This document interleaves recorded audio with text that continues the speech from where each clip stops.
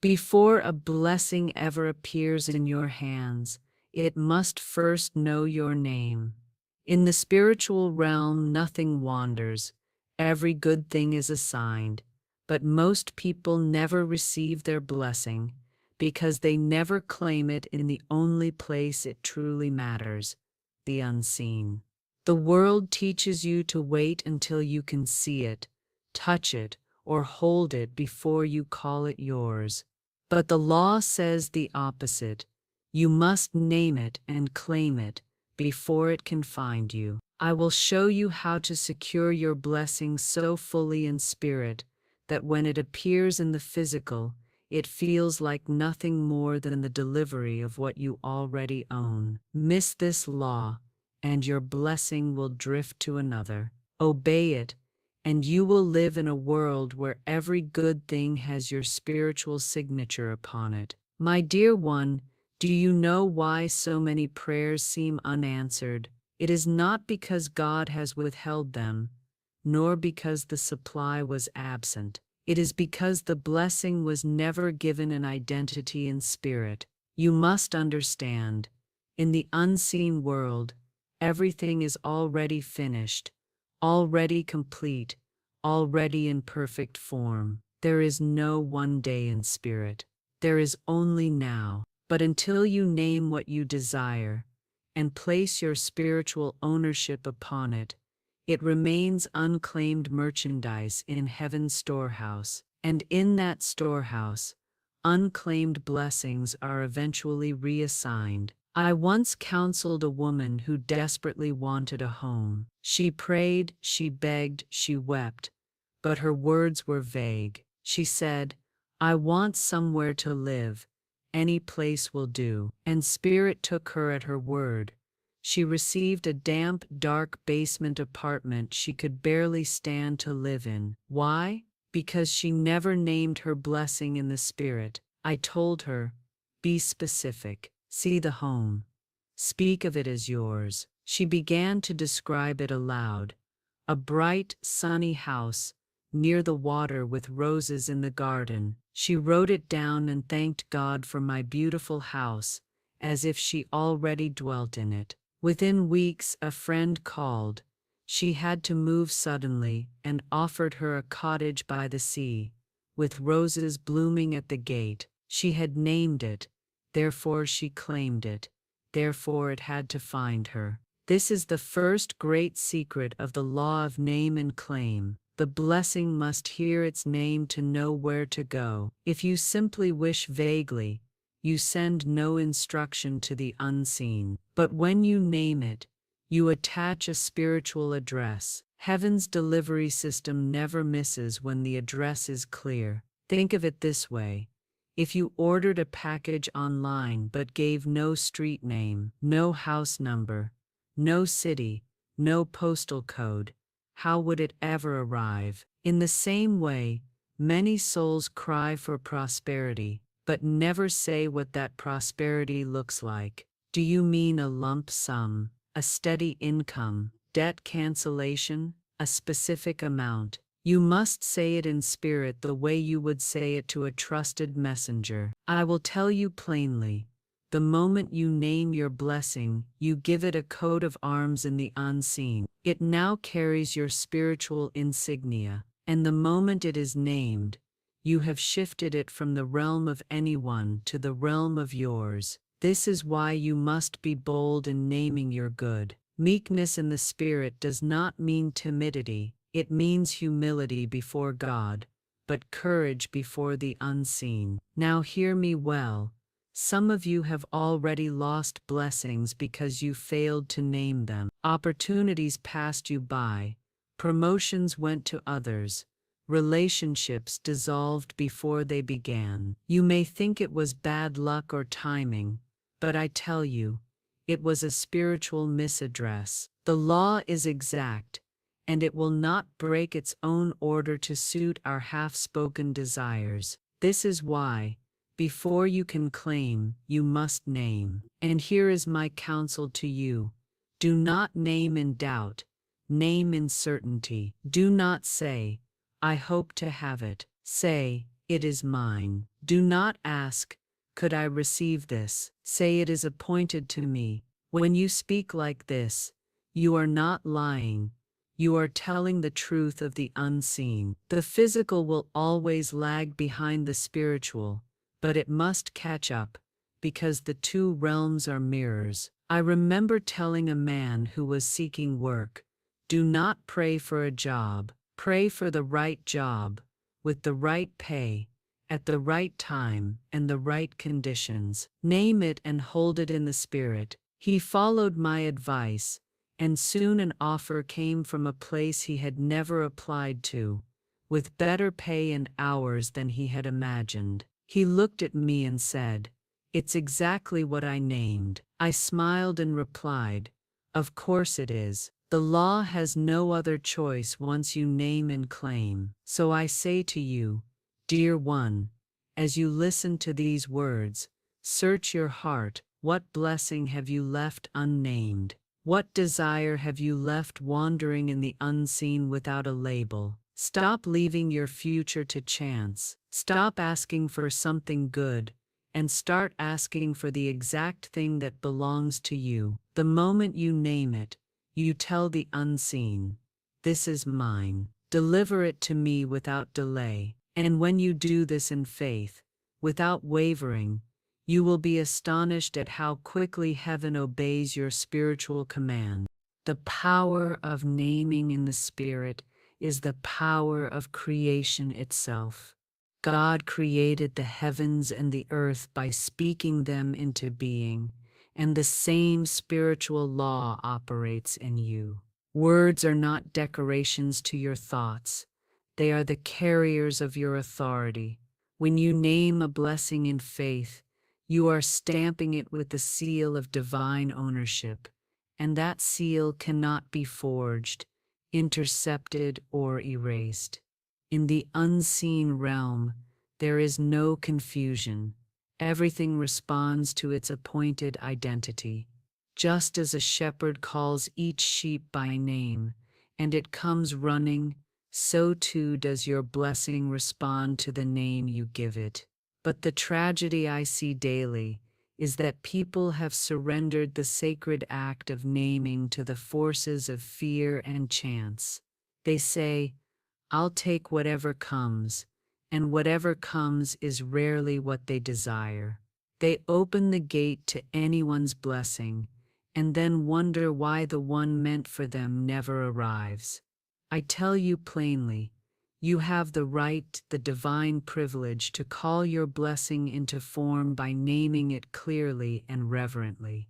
When you whisper its description in your quiet time, when you write it down in the secret place, when you thank God for it before a scrap of evidence appears, you are performing the holy act of spiritual naming.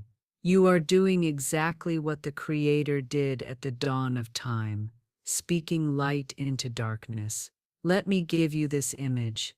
Imagine you are in a vast library filled with every book ever written and every book yet to be written. Somewhere in that library is the exact volume of your blessing. It contains every detail, the way it will look, feel, arrive, and fit perfectly into your life. But if you simply say, "Bring me a book," the librarian of the universe will bring you anything. A book of sorrow, a book of delay, a book of struggle.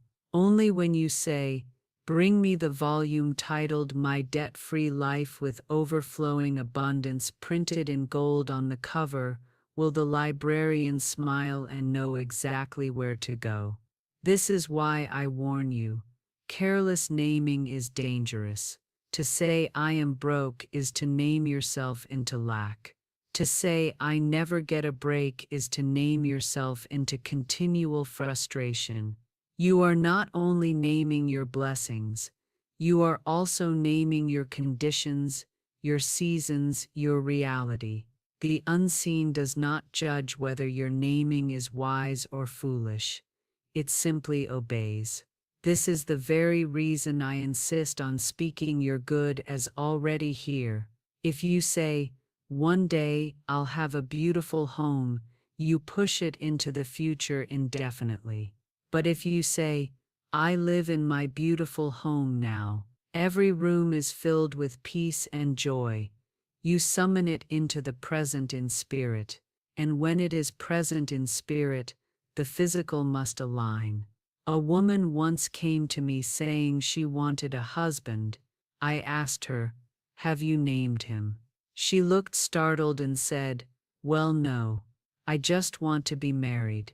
I explained, if you don't name his qualities, the law will send anyone to fill the role, and you may regret it. She went home and wrote a list: kind, generous, successful in his work, loving God with a sense of humor, fond of children. Within months she met a man who matched every word. He told her later, I felt like you were calling me before I even knew you. That is the power of naming in the spirit. Now I must give you a word of warning and encouragement in the same breath. Once you name your blessing, you must refuse to rename it in fear. Too many people start in faith and finish in doubt. They call it prosperity one day and impossible the next. This is like writing the correct address on a letter and then crossing it out every other day, replacing it with a different one. No wonder the delivery is delayed. The law is consistent, but it cannot deliver to a moving target. So I say to you, once you have named it, hold that name steady. Guard it as you would guard a child's life. Write it in your journal, speak it in your prayers, and keep it in the quiet chamber of your heart. When doubt knocks, do not open the door. When fear whispers, do not answer. Keep the name on your lips until the day the blessing walks into your life and says, here I am, you called me, and here is your refreshment for the soul. Remember this, you are not begging for your blessing, you are summoning what is already yours. You are not asking a stranger for a favor. You are instructing a trusted servant to bring you what has already been purchased on your behalf in the Spirit. This is not arrogance, it is alignment. This is not pride, it is the lawful claiming of your divine inheritance. When you walk in the power of naming in the Spirit, life becomes deliberate instead of accidental. You no longer wait for something good to happen. You name the good you desire and watch the law of God bring it to your door. And once you taste this power, you will never again live like a beggar in the house of abundance. To claim before evidence appears is to live by the highest spiritual law, the law of faith in action. It is the difference between the one who waits for the ship to dock before they unpack their joy, and the one who sets the table for the feast the moment they hear the horn in the distance. I tell you, the unseen realm delivers first class only to those who act as if the package has already been delivered. This is where so many falter. They name their blessing, but they do not truly claim it until they see a sign. And because they wait for a sign, they delay the sign. The law responds to certainty, not hesitation. The moment you claim it in the Spirit, the moment you walk in it with your words, actions, and inner posture, the invisible begins to weave the visible. Think of a gardener who has sown seeds. You would not find him out in the soil, every morning digging them up to check if they have sprouted. He waters them, tends the ground, and expects the green shoots to appear. That is claiming before evidence, a trust so steady that it needs no proof. I once told a woman who desired a better home, start living as if you are already there. She asked, but Florence, how can I, when I am surrounded by peeling paint and broken furniture? I answered, dress the home you have now with the spirit of the one you desire. Speak to it as though it were already transformed. She began polishing her old table as if it were a fine piece from a showroom. She placed flowers in a chipped vase and called it beautiful. Within months, an opportunity came to rent a house beyond her expectations, and she moved in without a cent of debt. Why? Because she claimed it before it appeared. But claiming is more than an action. It is an inner stance. It is the quiet refusal to be swayed by appearances. When others speak lack, you speak fullness. When the outer world says not yet, your inner world says it is done. This is why Jesus spoke of believing you have received before you see. It is not poetic. It is the precise instruction for operating divine law. And here is where the adversary of doubt tries to creep in. It will point to the empty hand and say, "You are lying," but faith is not a lie. It is alignment with the truth that exists before your eyes can see it. When you claim, you are not pretending. You are stepping into reality ahead of the crowd. Let me give you an image to hold. Imagine you have ordered a fine piece of furniture from the best craftsman in the land. You have paid in full. The craftsman tells you it will take 6 weeks to arrive. Do you spend those 6 weeks telling your friends, "I don't know if it will come. Maybe he forgot me. Maybe it was a mistake"? No. You prepare the place where it will stand. You tell guests, "In this corner will be my beautiful new cabinet." You dust the space. You keep it ready. This is claiming without evidence. In my own life, I have walked this path many times. When I was called to speak in halls where the seats had not yet been booked, I prepared my message as though the room were already full. And when the day came, the seats were filled to overflowing. The law does not fail the one who has already taken possession in spirit. But you must also understand this. To claim before evidence appears requires the discipline to hold your claims steady in the face of delay. Delay is not denial. It is preparation. If you abandon your claim because the outer world has not yet bowed to the inner, you forfeit the delivery. The package will arrive, but it will find the door shut and move on to another. So here is your soul's refreshment for this section. Treat your desire as a guest already on the way. Prepare for it. Make room for it. Speak of it as though it has already crossed the threshold. The way you prepare the space in your life tells the unseen whether you are serious about receiving. A room unprepared says, "I am not ready." But a space cleared, polished and expectant says, "I have been waiting for you." And know this, your claim is not a request. It is a declaration. It is your legal notice to the universe that the blessing is yours by divine right. You are not stealing. You are not grasping.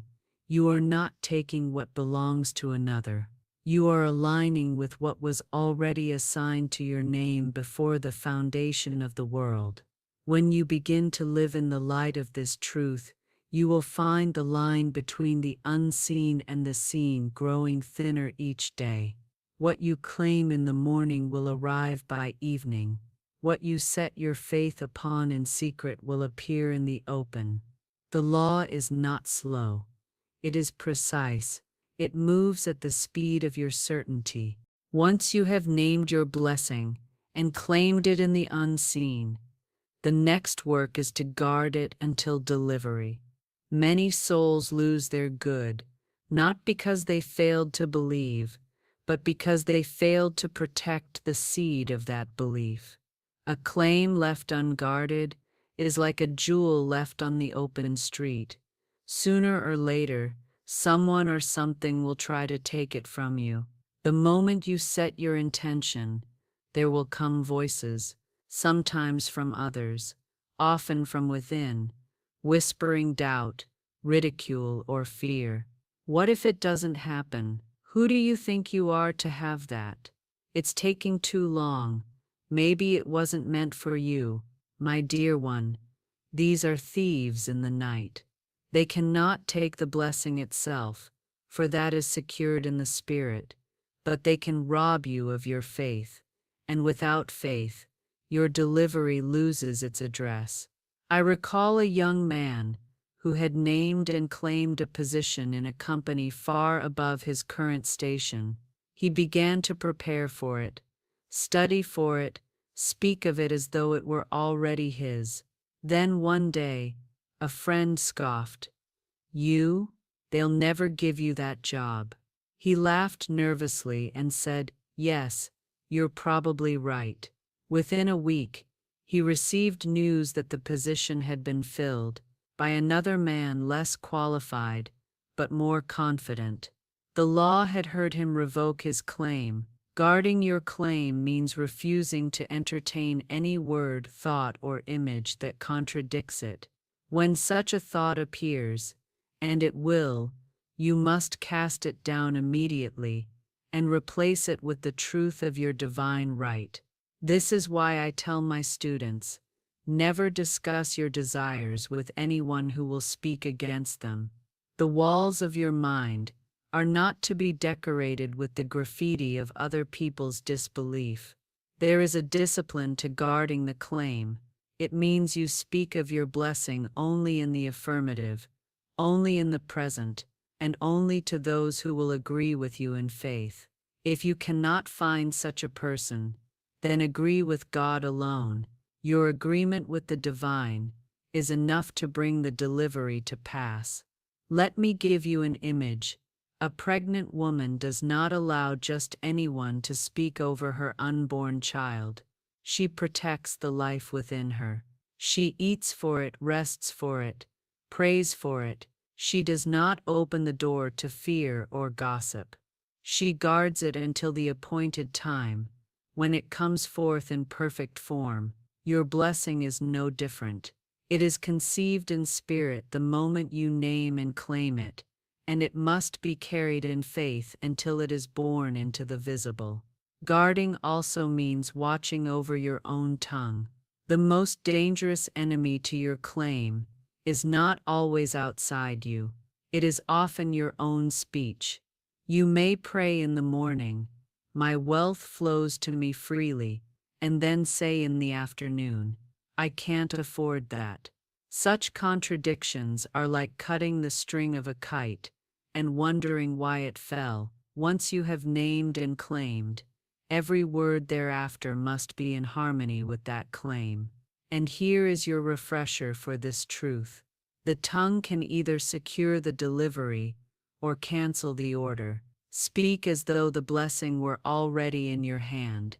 Do not explain delays. Do not excuse appearances.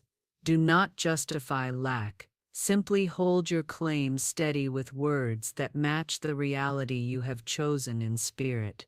There will be moments when the weight tests you. The temptation will come to loosen your grip, to settle for less, to say, "Maybe this smaller thing is what God meant for me." But I tell you, if you named it in faith, do not trade it for a substitute. The counterfeit always appears before the real, hoping you will take the bait. This is the last trial before manifestation. Hold out. I have seen students who waited years for a specific blessing, only to have it arrive exactly as they named it, in perfect condition, because they refused to water down their vision. The law honors the one who guards their claim as sacred, so keep the blessing safe in your spirit. When others ask how it's going, say, "It is unfolding perfectly." When your mind whispers worry, say, "This is already mine." When appearances say otherwise, say, "I do not walk by sight, but by divine order." This is how you guard your claim until the delivery knocks at your door, and it will knock, for the law never forgets an address written in faith.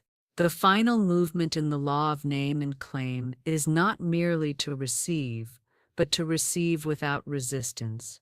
Many souls fail at this last, simplest step because they do not understand that reception is not passive. It is a full, open-handed agreement with the divine's timing and delivery. You see, some people name their blessing, claim it in faith, guard it with diligence, and then when it arrives, they shrink back. They say, "This feels too big for me. What if I cannot keep it? What if I lose it?" And in those moments, they push away the very thing they prayed for. The law does not force blessings upon a closed door. Your reception must be as active as your claiming. Receiving without resistance means you accept the blessing in the same spirit with which you claimed it, as your rightful inheritance. You do not apologize for it. You do not feel guilty for it. You do not downplay it to make others comfortable. To do so is to insult the giver. When the divine has prepared a table for you, you sit and eat with gratitude, not hesitation. I remember a woman who had long desired a certain sum of money to start her own business. She spoke it daily, wrote it in her journal, guarded her words, and carried herself as a business owner. One day, an unexpected check arrived for the exact amount she had claimed. But instead of celebrating, she hesitated. What if I invested and fail? Maybe I should save it for emergencies instead. Within weeks, the money was absorbed by small, unplanned expenses. Her fear had turned the blessing into sand running through her fingers. The universe responds to a receiver who stands ready, not just in intention, but in attitude. Readiness is shown by the way you treat your blessing when it arrives. If you believe it is temporary, you will hold it loosely, and it will slip away. If you believe it is permanent, you will integrate it fully into your life. Some of you are naming and claiming, but your subconscious is rehearsing the loss of the very thing you desire. That rehearsal is resistance.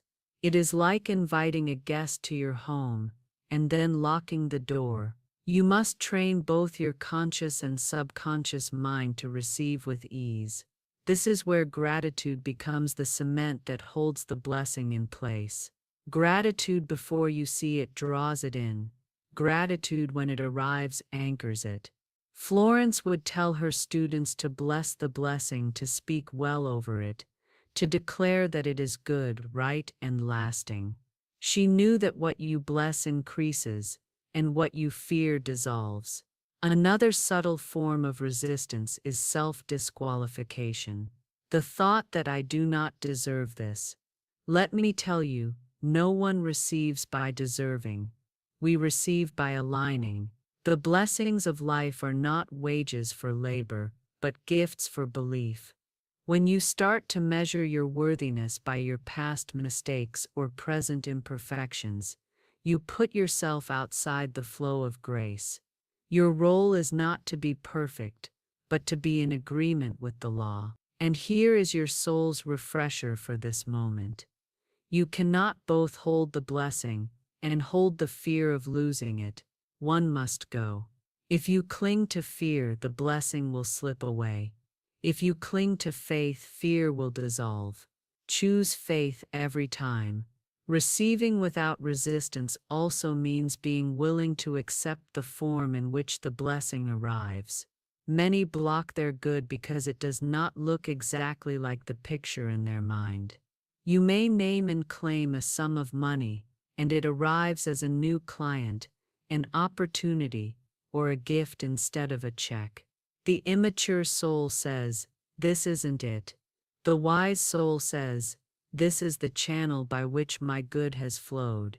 The law always delivers in the most direct, perfect way, and it may surprise you. I once knew a man who claimed a new home. In his mind it was a white house on a certain street, but what came to him was a beautiful stone cottage in a better neighborhood, for less than he expected. Had he rejected it because it was not the White House, he would have missed the greater gift. The law answered his desire, but improved upon it. When you receive, you must trust that the divine knows your heart better than you do.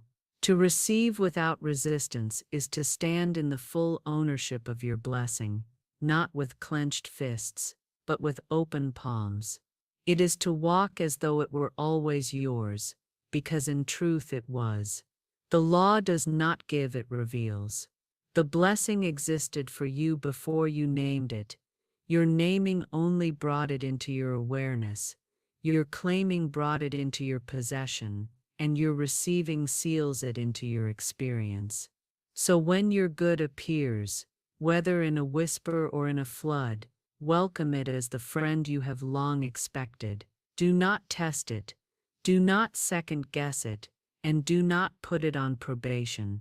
Bless it, embrace it, and fold it into the fabric of your life. This is how blessings remain, by being received as permanent, rightful parts of your existence. And as you walk in this truth, you will find that each blessing you name, claim, guard, and receive comes faster than the last. For you will have trained your mind and spirit to operate the law without friction. The channel will widen, the flow will quicken, and you will live in a state where your only work is to decide what good you will call next. You have now heard the law in its fullness. The blessing you desire is not wandering somewhere in the dark, waiting for chance to guide it to you. It is here, in the invisible, waiting for you to step forward as its rightful owner. First, you must understand why so many lose their good before it even reaches them, because they have not marked it in the unseen. Then you must speak its name in the spirit, for naming is the act of claiming in the higher courts. After that, you take possession before any proof appears, standing in invisible ownership, as though you had already signed for the delivery. You guard that claim like a precious seed, refusing to let doubt, fear, or the careless words of others uproot it. And when it arrives, for it surely will, you receive it without hesitation, without guilt, and without apology, folding it into your life as the natural fruit of your faith. This is not theory, this is the law by which the universe moves. You can walk past this truth and continue hoping, or you can step into it and live in a world where every good thing is yours before you see it. Florence would tell her students, the invisible always comes before the visible. Treat it as real, and it will become so. So now I ask you, what will you name today? What will you claim in the presence of heaven and earth? Do not wait for perfect timing. The timing is now. Do not wait for worthiness. Worthiness was granted when you were born. Do not wait for signs. The sign is this very message reaching your ears. Speak it, mark it, claim it, guard it, receive it, and watch as the unseen becomes your daily reality. If this truth has awakened something in you, do not keep it silent. Share it, speak it over your life, and pass it to those who are still wandering without their blessing. And if your spirit knows that this is the law you were meant to walk in, then take this moment to name your good out loud and claim it as yours before this day ends. Your blessing is not far. It is simply waiting for you to call it home.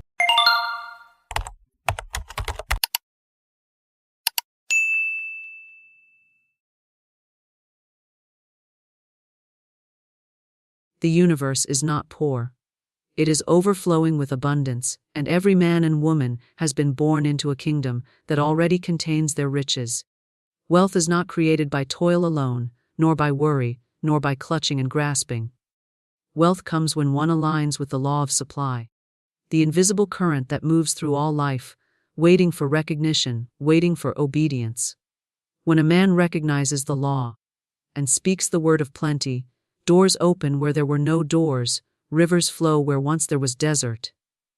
There is a divine design for every soul, and in that design is provision.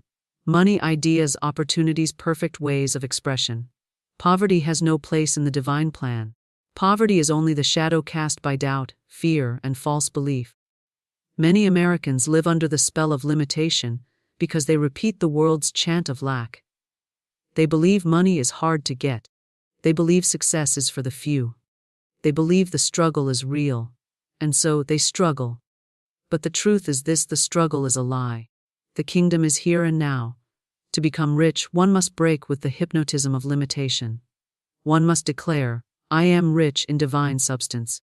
I see wealth flowing to me from every direction. The doors of supply swing open wide. Nothing and no one can keep my good from me. The spoken word is the key. For words are seeds. Every word man speaks builds his world. If he sows words of lack, he reaps lack. If he sows words of plenty, he reaps plenty. The soil of the universe is always fertile. It must return the harvest of the seed. The riches of America are not buried in banks or hidden in vaults. The riches of America lie in the spoken word of her people. When Americans begin to speak wealth instead of want, faith instead of fear, gratitude instead of complaint, the nation itself will blossom with prosperity. Great inventions will spring forth, new enterprises will rise. Money will circulate in ever-widening channels, and no man will be left behind who dares to claim his share. There is nothing selfish in wealth when wealth is understood. For divine wealth is not hoarding. It is circulation. It is rivers of gold flowing to you and through you. When a man becomes rich in divine order, he blesses others. He pays well, he gives freely. He multiplies opportunities for all around him. His wealth is not taken from another, it is drawn fresh from the infinite. There is always enough and to spare. The great mistake is believing that money comes by hard grind, by pushing against the tide. True wealth is effortless, for it is carried on the tide of right words, right thoughts, right actions. Americans will become rich if they will remember this law: what you prepare for with your words, you will meet in your life. If you prepare for plenty, plenty will meet you. If you prepare for struggle, struggle will meet you. Life always fulfills the picture you paint with your speech. Every word carries life, every word carries power, every word goes out into the unseen and returns with its kind. When a man speaks of wealth, he plants wealth. When a woman declares abundance, abundance is summoned from every direction. The universe listens, the law obeys, and the harvest comes in due season. For nothing spoken in faith is ever lost, and nothing declared in truth can fail to return. Words are not idle. They are the invisible tools by which man shapes his destiny. What he holds in speech, he holds in hand. What he sows in sound, he reaps in form. Many think words are small, passing things, easily forgotten, quickly dissolved. But words do not vanish, they create. The careless statement of want, the sigh of despair, the complaint repeated day after day, these form a chain that binds a life to lack. Each declaration of, I can't afford it, each murmuring of, money is scarce, is a seed sown in the soil of the unseen, and the soil must obey the seed. The result appears as empty pockets, missed opportunities, unpaid bills, and endless struggle. The man wonders why the tide turns against him, not knowing he himself has sent forth the command. On the other hand, when words of wealth are spoken with faith, when declarations of supply are made with certainty, the tide shifts. Money begins to appear in unexpected ways, channels open, debts dissolve, work flows, opportunities multiply. For words go before a man like invisible messengers, preparing the way. They enter the invisible, gather substance, and return clothed in visible form. The world is but a mirror, reflecting the picture held by the tongue. Speak lack, and lack looks back. Speak wealth, and wealth answers. It is not enough to think prosperity, it must be spoken. Thought carries vibration, but speech carries command. Thought is the seed within. Speech is the seed sown. A garden planted in silence remains hidden, but a word spoken aloud plants the seed in the great field of life, where all things must grow. When one says, I am rich in divine substance, I see wealth everywhere. My supply is endless and immediate. The soil of the universe receives that seed, and the harvest begins. The ancient law is simple. By your words you are justified, and by your words you are condemned, justified into wealth, or condemned into want. The tongue is the rudder of the ship, turning the course of destiny. No matter the storm, no matter the waves, if the rudder is fixed on plenty, the ship will reach the shore of abundance. But if the rudder is fixed on fear, if the sailor speaks of ruin and loss, then ruin and loss are what he steers toward. Children learn early to repeat the words they hear, and so generations repeat the chant of lack without question. Families say, "We have never had much," and so the pattern repeats. A nation says, "Times are hard," and the echo becomes reality. But the moment a man breaks the chant and speaks new words, the chain is broken. He declares a new story. He calls forth a new harvest. The seed of wealth cannot fail when planted with faith, for it is rooted in divine law. The law does not distinguish between careless words and deliberate ones. It does not choose for you. It only reflects. If you say, "I am always broke," the law agrees and keeps you broke. If you say, "I always prosper," the law agrees and keeps you prospering. The universe is impersonal, impartial, exact. It gives back what it receives. It multiplies what it is told, and man, through his words, commands the multiplication. Wealth begins not in the bank account, but in the mouth. A man with no money, but with the word of plenty on his lips, is already rich in seed, and his harvest cannot fail to come. A man with $1 million, but with words of fear and loss on his lips, is already poor in seed, and his harvest cannot fail to wither. For the source of wealth is not in visible supply, but in the invisible spoken word. The word draws the supply, the word holds the supply, the word multiplies the supply. The farmer knows he cannot plant thorns and reap figs. He knows he cannot sow weeds and expect wheat. So it is with speech. The man who sows words of lack cannot reap prosperity. The woman who speaks words of fear cannot gather abundance. Yet many stand puzzled in their barren fields, wondering why no crop of plenty grows, while their lips are filled with the language of limitation. The soil has only done its work. It has only returned the seed given to it.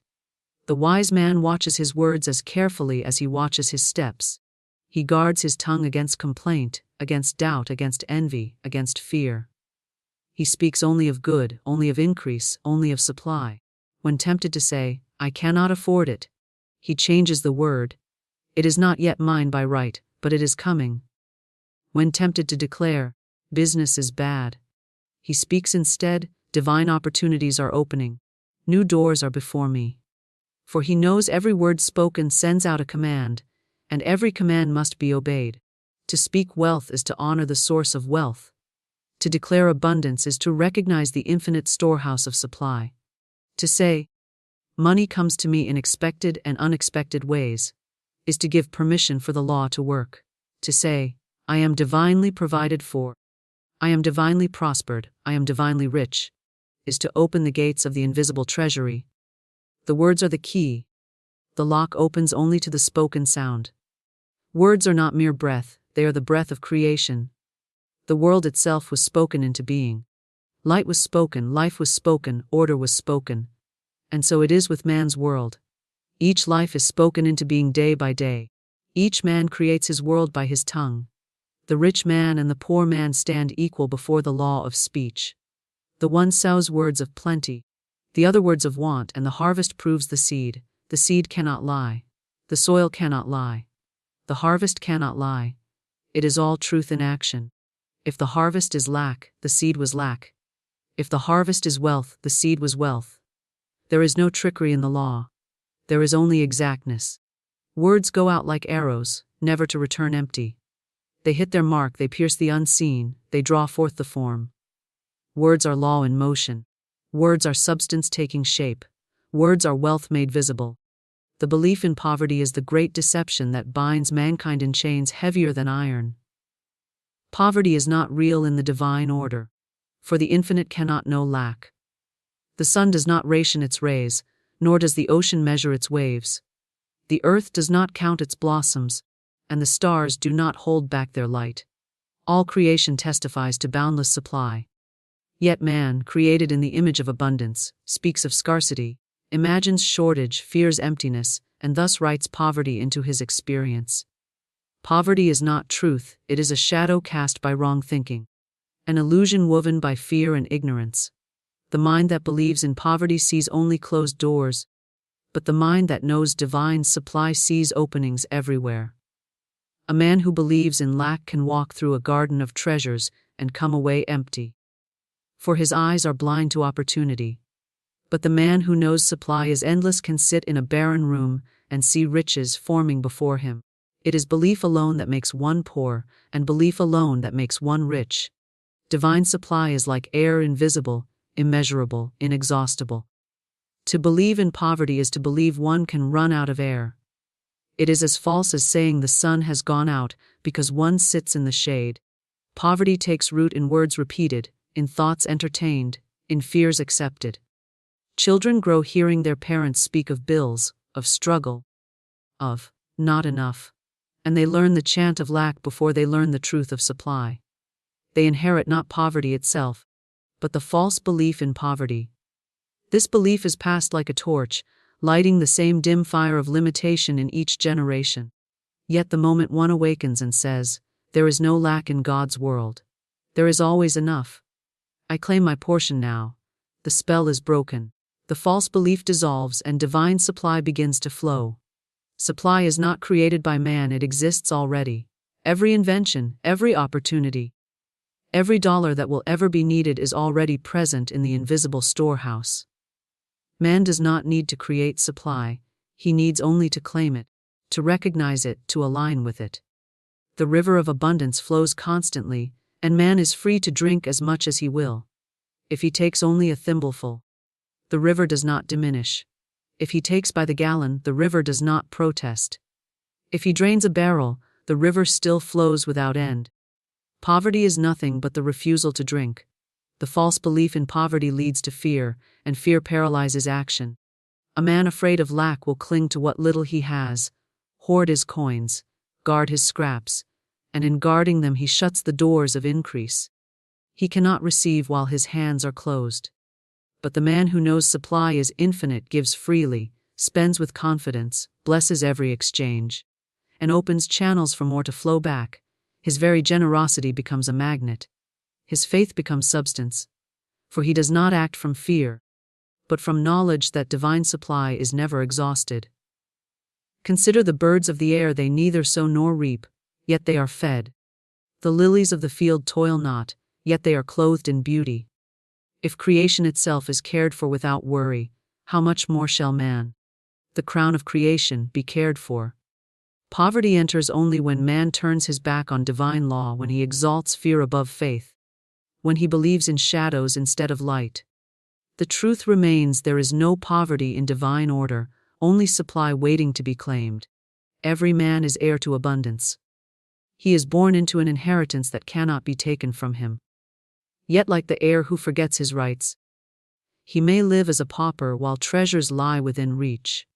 He may wander in want, because he has accepted the false belief that his portion is small, that fortune has passed him by, that life has denied him. But the instant he awakens and remembers, "I am heir to infinite supply. My good is mine now," his inheritance begins to manifest. The check arrives, the door opens, the opportunity appears, the supply takes form. False belief has woven the fabric of poverty into the world's systems. Nations speak of recessions, of shortages, of debts. Markets rise and fall. Men panic and despair, but all of this is illusion.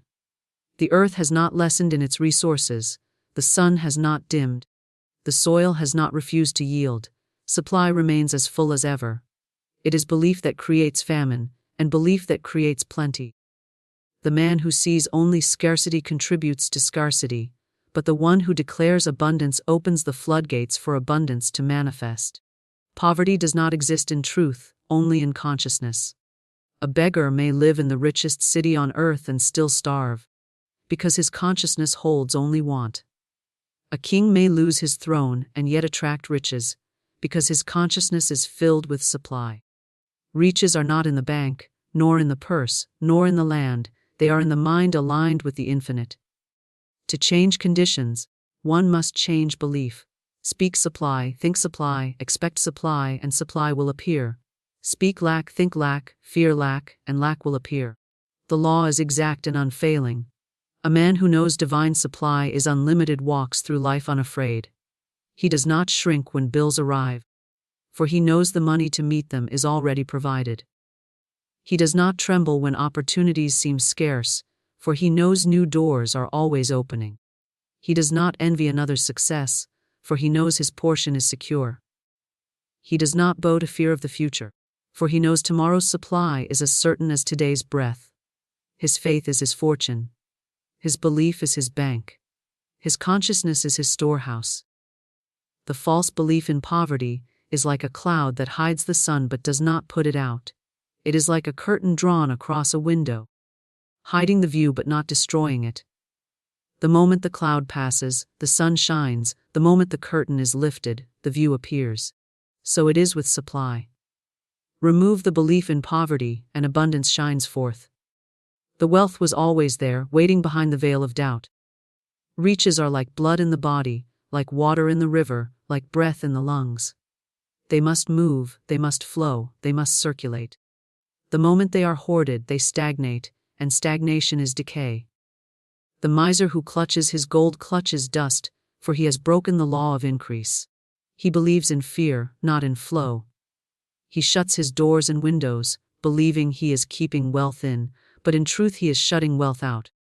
The river that is dammed up without outlet becomes a swamp, filled with stench and sickness.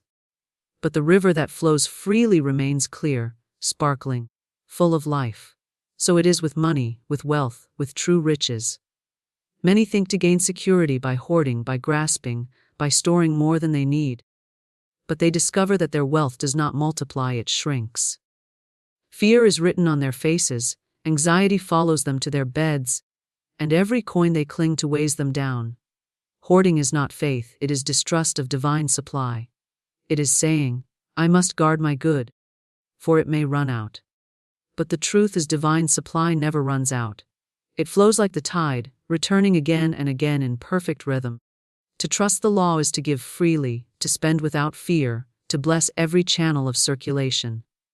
True riches are not measured by what a man keeps, but by what flows through him. He who is a channel for supply becomes wealthy beyond measure. He gives, and more returns. He blesses, and blessings multiply. He opens his hand and life fills it again and again. The farmer does not hoard his seed in the barn, for he knows it must be sound to yield a harvest. If he fears to plant, he forfeits his crop. The man who circulates his riches is like the farmer who sows generously, knowing that every seed sown must return a multiplied harvest. Circulation is the rhythm of the universe. The heart beats, the blood flows, the breath comes in and goes out, the tides rise and fall, day follows night. There is no stillness without death, no hoarding without loss. Money itself is called currency, because it must flow like a current. When a man spends with joy, pays with gratitude, gives with confidence, he sets the current in motion, and it returns to him increased. But when he spends with fear, gives with resentment, or withholds altogether, he breaks the current and wonders why poverty creeps in.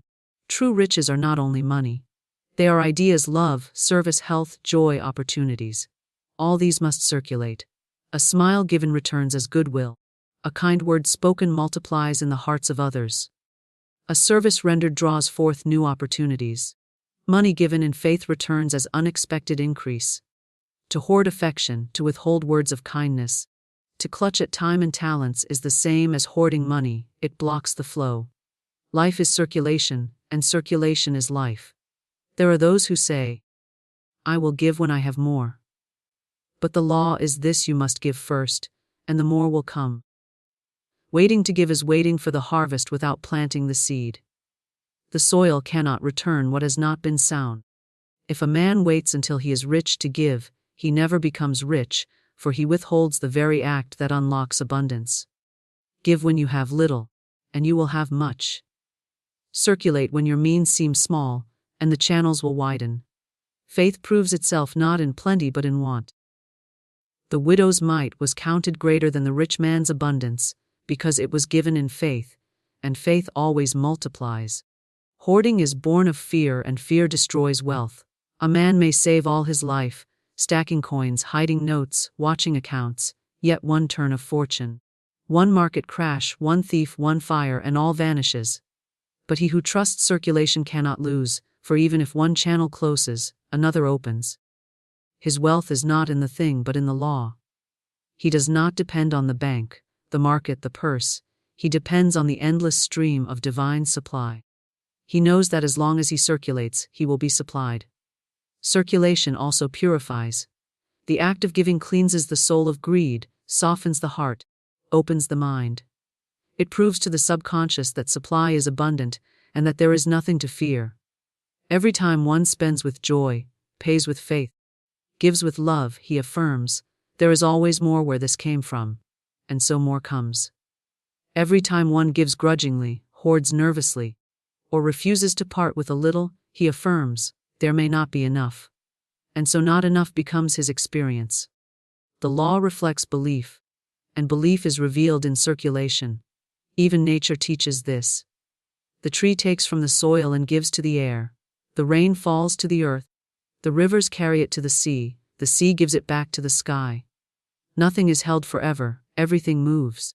A man who withholds his riches sets himself against nature itself, and nature corrects him. But a man who circulates his riches flows with the rhythm of life, and life carries him forward in safety and increase. True riches are also found in the joy of circulation. The miser may have a full chest, but he has an empty heart.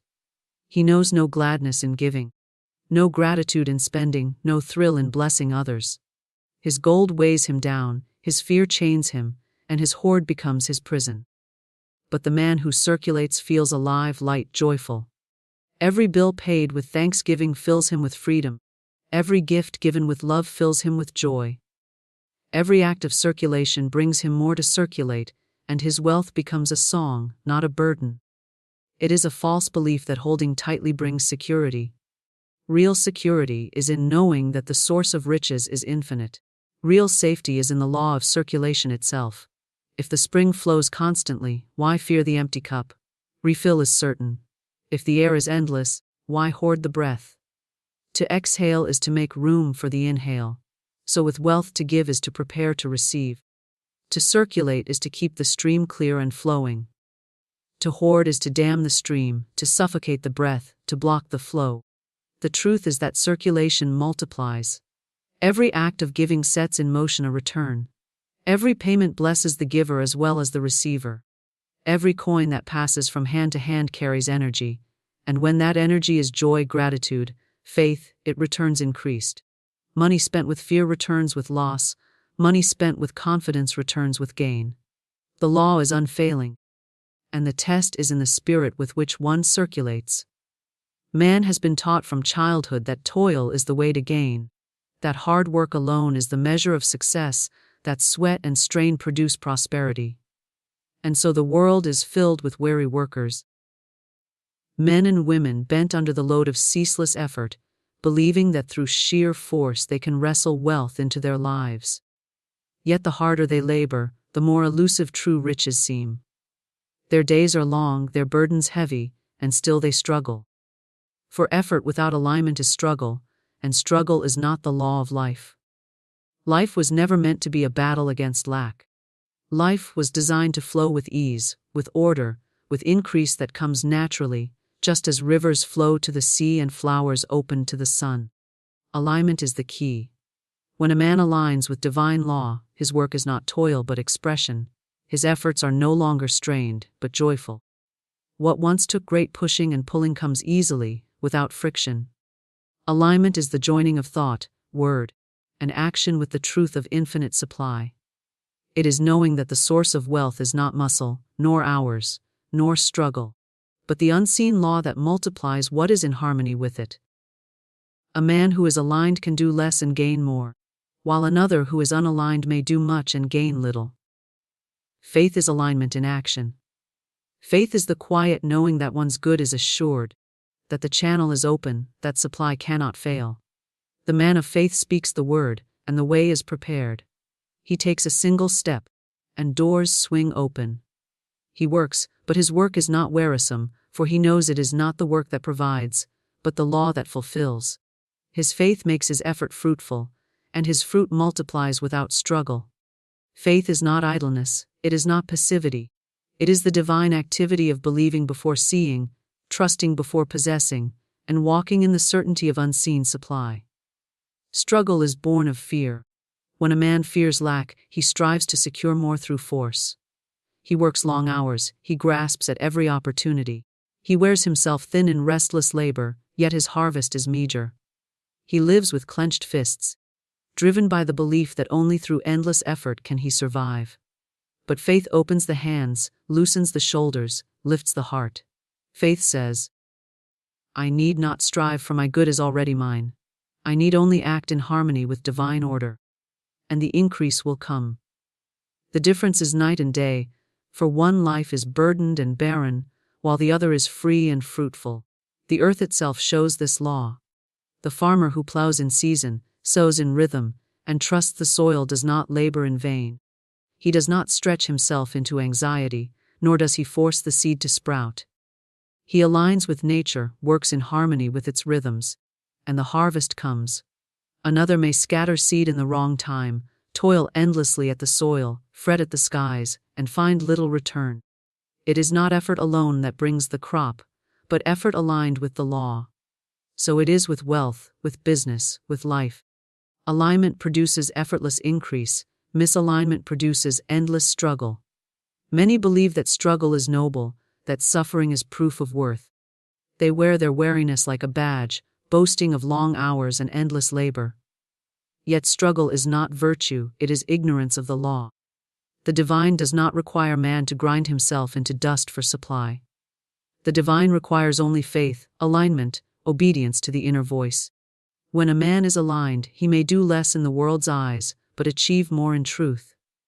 His steps are guided, his words are timed, his actions are blessed. He avoids the waste of misdirected energy, the losses of false starts, the detours of fear-driven choices. His way is straight, his path is clear, and increase follows him naturally. Effort without alignment is like rowing against the current. Much motion, little progress. Exhaustion without arrival. Faith and alignment are like hoisting the sail.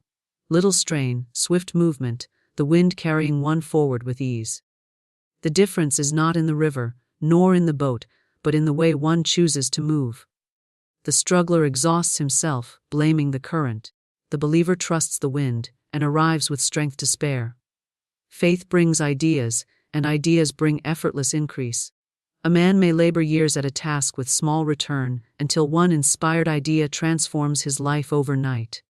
That idea comes not from grinding effort, but from alignment, from listening to the quiet within, from trusting the guidance of the unseen. In faith, the mind opens, intuition flows, creative doors swing wide. The man of faith acts not in blind toil, but in inspired wisdom, and his little becomes much. The world may call it luck, chance, coincidence, but it is simply the fruit of alignment. Faith brings helpers opportunities, connections resources. Where the struggler feels alone and unsupported, the man of faith finds himself carried, assisted, supplied. People come into his life at the right time. Doors open in the right place, money appears in the right hour. He does not beg, nor chase, nor force, but simply walks in certainty, and the law arranges the details. His faith draws his supply like a magnet. His trust becomes substance, and his substance multiplies. To align is to stop fighting against life and start flowing with it. To align is to trust that the universe is friendly, that the law is faithful, that supply is certain. To align is to release worry, to lay down fear, to cease striving in doubt, and to begin acting in confidence. Work becomes joy when it is expression, not desperation. Labor becomes light when it is guided, not frantic. Business becomes play when it is inspired, not fearful. The man of faith does not escape effort, but his effort is free of burden. He does not deny work, but his work is effortless in spirit. He does not reject action, but his action is filled with confidence, timing, and ease. Struggle is not proof of strength, it is proof of misalignment. Faith is not laziness, it is the highest form of activity. The struggler says, "If I do not work harder, I will lose everything." The believer says, As I align with divine law, my supply cannot fail. The struggler wears his body out, the believer renews his strength daily. The struggler spends his life chasing supply, the believer draws supply to him. The struggler sweats in the heat of fear, the believer walks in the cool of faith. Every man prepares for something, whether he knows it or not. His thoughts, his words, his actions, his daily habits are all a kind of preparation. To prepare for lack is to meet lack. To prepare for struggle is to meet struggle. To prepare for disappointment is to meet disappointment. Life answers the picture man paints, and the picture is revealed in how he prepares. If his house is filled with fear, if his speech is filled with limitation, if his actions are small and cautious, he is preparing for a little harvest. And life never fails to bring him exactly what he has made ready for. The law is unfailing: what you expect, you attract. Expectation is invisible preparation. The man who expects plenty makes room for it, he clears the way, he arranges his life to welcome it. His consciousness becomes a vessel large enough to hold abundance. But the man who secretly expects little never receives much, for he has not made space. He clings to the small, he clutches the old, he holds fast to what he has, and in so doing he leaves no room for increase. Supply cannot flow into a vessel already filled with fear. To prepare for plenty is to act in faith before the plenty arrives. It is to speak words of gratitude for supply unseen, to walk as though increase is already on the way, to arrange one's affairs in harmony with abundance. The merchant who prepares for more customers, by enlarging his store, by ordering more goods, by planning for growth, draws growth. The man who waits until increase is visible to prepare for it finds that increase never comes. Faith must act first. Faith builds the barn before the harvest, digs the ditch before the rain, sets the table before the feast. The preparation itself calls forth the supply. The one who prepares for plenty lives differently.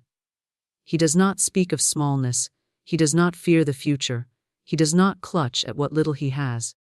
He knows that divine supply is always more than enough, and he opens his hands to receive it. He arranges his home to welcome it. He expands his thinking to hold it, he makes ready in word and deed. His very readiness is a signal to the universe, and the universe answers with increase. Preparation is faith in action. Words of abundance must be matched by acts of abundance. To declare, "I am rich," while living in fear of spending is to speak with two tongues. But to declare, "I am rich," and then to act as one who trusts his riches, that is alignment. That is preparation for plenty. Every bill can be paid with the spirit of preparation, not fear. I pay this in faith that more is coming. Every act of generosity can be given as preparation. I circulate this in confidence that plenty will return. Every plan can be laid as preparation. I expand my affairs because I know are prospering. Each of these becomes a seed planted for plenty. And the harvest must appear. The poor man thinks he must wait to have before he prepares. He says, "When I have money, then I will act differently. Then I will plan for more, then I will expand." But the law says he must first act as if he has, and then he will have. Waiting to prepare is waiting for the harvest without planting seed. Faith prepares in advance. Faith lays the foundation before the building appears. Faith acts as though the plenty is already certain, because in truth it is. Supply exists in the invisible, waiting only for the vessel prepared to hold it. Consider the guest who expects a visitor. If he believes no one will come, he makes no preparation. The house remains unready, the door locked. But if he believes the guest is sure to arrive, he sets the table, he opens the door, he clears the room. And when the guest comes, he is welcomed. Supply is like the guest. If man does not prepare, it does not enter. But the moment he prepares, supply arrives to fill the space made ready. Preparation for plenty begins in thought. A man must enlarge his vision, break down the walls of small expectation, see himself living in abundance. He must picture success, he must imagine prosperity. He must dwell in the mental atmosphere of plenty. Then he must match that vision with words, words of increase, words of gratitude, words that affirm the arrival of abundance. And finally, he must match thought and word with action. Steps that prove his faith, movements that open the door. Each level of preparation strengthens the call, and the call is always answered. Even the smallest acts prepare the way. Saving a place at the table, clearing a corner of the home, enlarging a business plan, paying a bill with joy, giving a gift in faith, all are acts of preparation. They may seem simple, but they are powerful signals to the law of supply. They say, I believe in plenty, I am ready to receive, I make room now. And what is made room for cannot fail to appear. To prepare for plenty is also to release what no longer serves. The man who hoards the old leaves no space for the new. Closets filled with worn garments, shelves stacked with unused goods, accounts bound to old debts, all these are signs of preparing for lack. But the one who clears away the unnecessary, who releases the old with joy, who lets go of yesterday's smallness, prepares for increase. He empties his vessel, and the law fills it anew. He proves by action that he expects more, and more must come. Preparation for plenty changes one's spirit. The fearful man moves through life braced for disappointment, preparing for failure, expecting loss. But the man of faith walks lightly, joyfully, with his eyes lifted and his hands open. He expects good news, he expects opportunities, he expects money, he expects success. His very expectation draws them. His preparation shapes his world. For life is a mirror, and it reflects what man is ready to receive. The secret is simple: man is always preparing, whether for plenty or for want. His words, his actions, his thoughts are continually setting the stage. If he fills the stage with props of poverty, poverty enters. If he fills the stage with props of abundance, abundance takes its place. He cannot avoid the harvest, he can only choose the seed. And the seed is his preparation.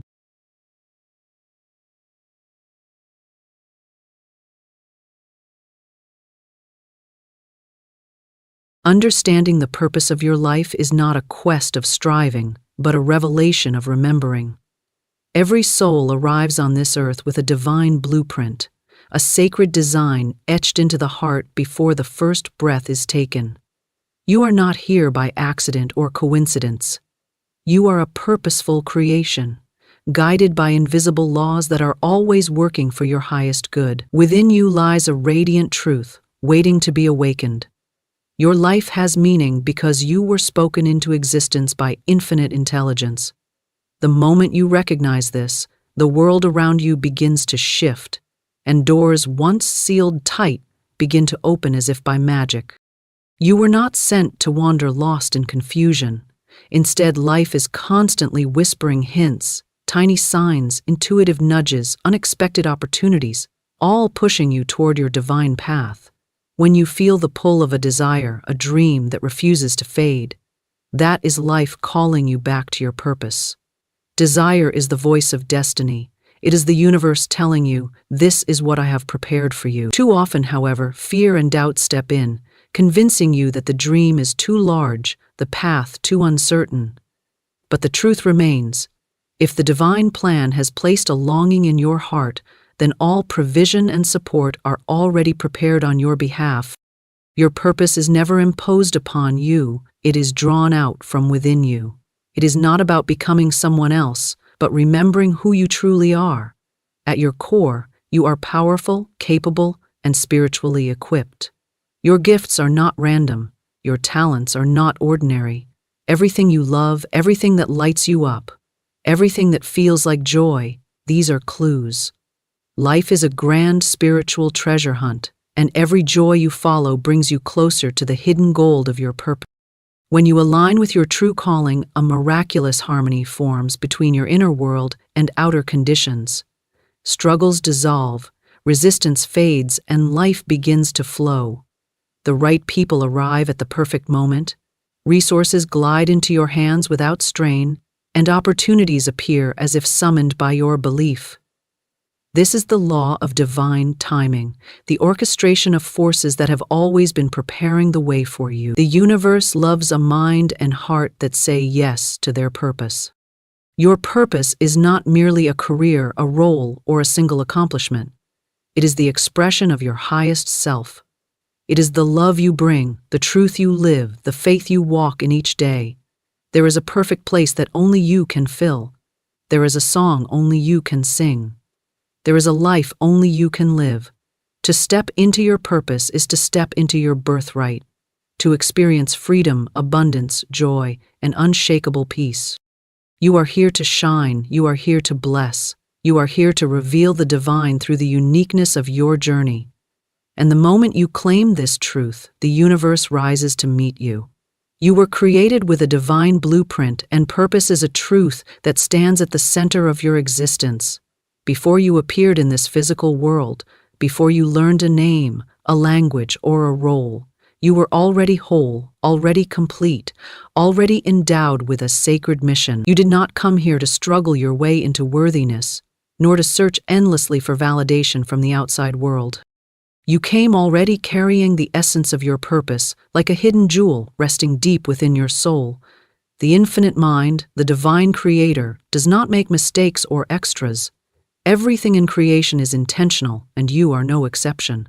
Your life was imagined by a limitless and loving intelligence that formed you exactly as you were meant to be, with every attribute, inclination, and passion intricately woven into your spiritual design. Within you rests a blueprint more accurate and profound than any worldly plan. It cannot be erased, altered, or lost. Even when you stray from your path, even when you doubt yourself or feel disconnected, the truth remains. Your purpose is still there, glowing within, waiting for your recognition. Every breath you take is a reminder that life has chosen you for a reason. Your existence is an assignment, and that assignment is tailored uniquely for you. No one else can fulfill it. No one else can walk your path. You were equipped with the precise skills, sensitivities, strengths, and even challenges that shape the very journey designed to awaken your highest potential.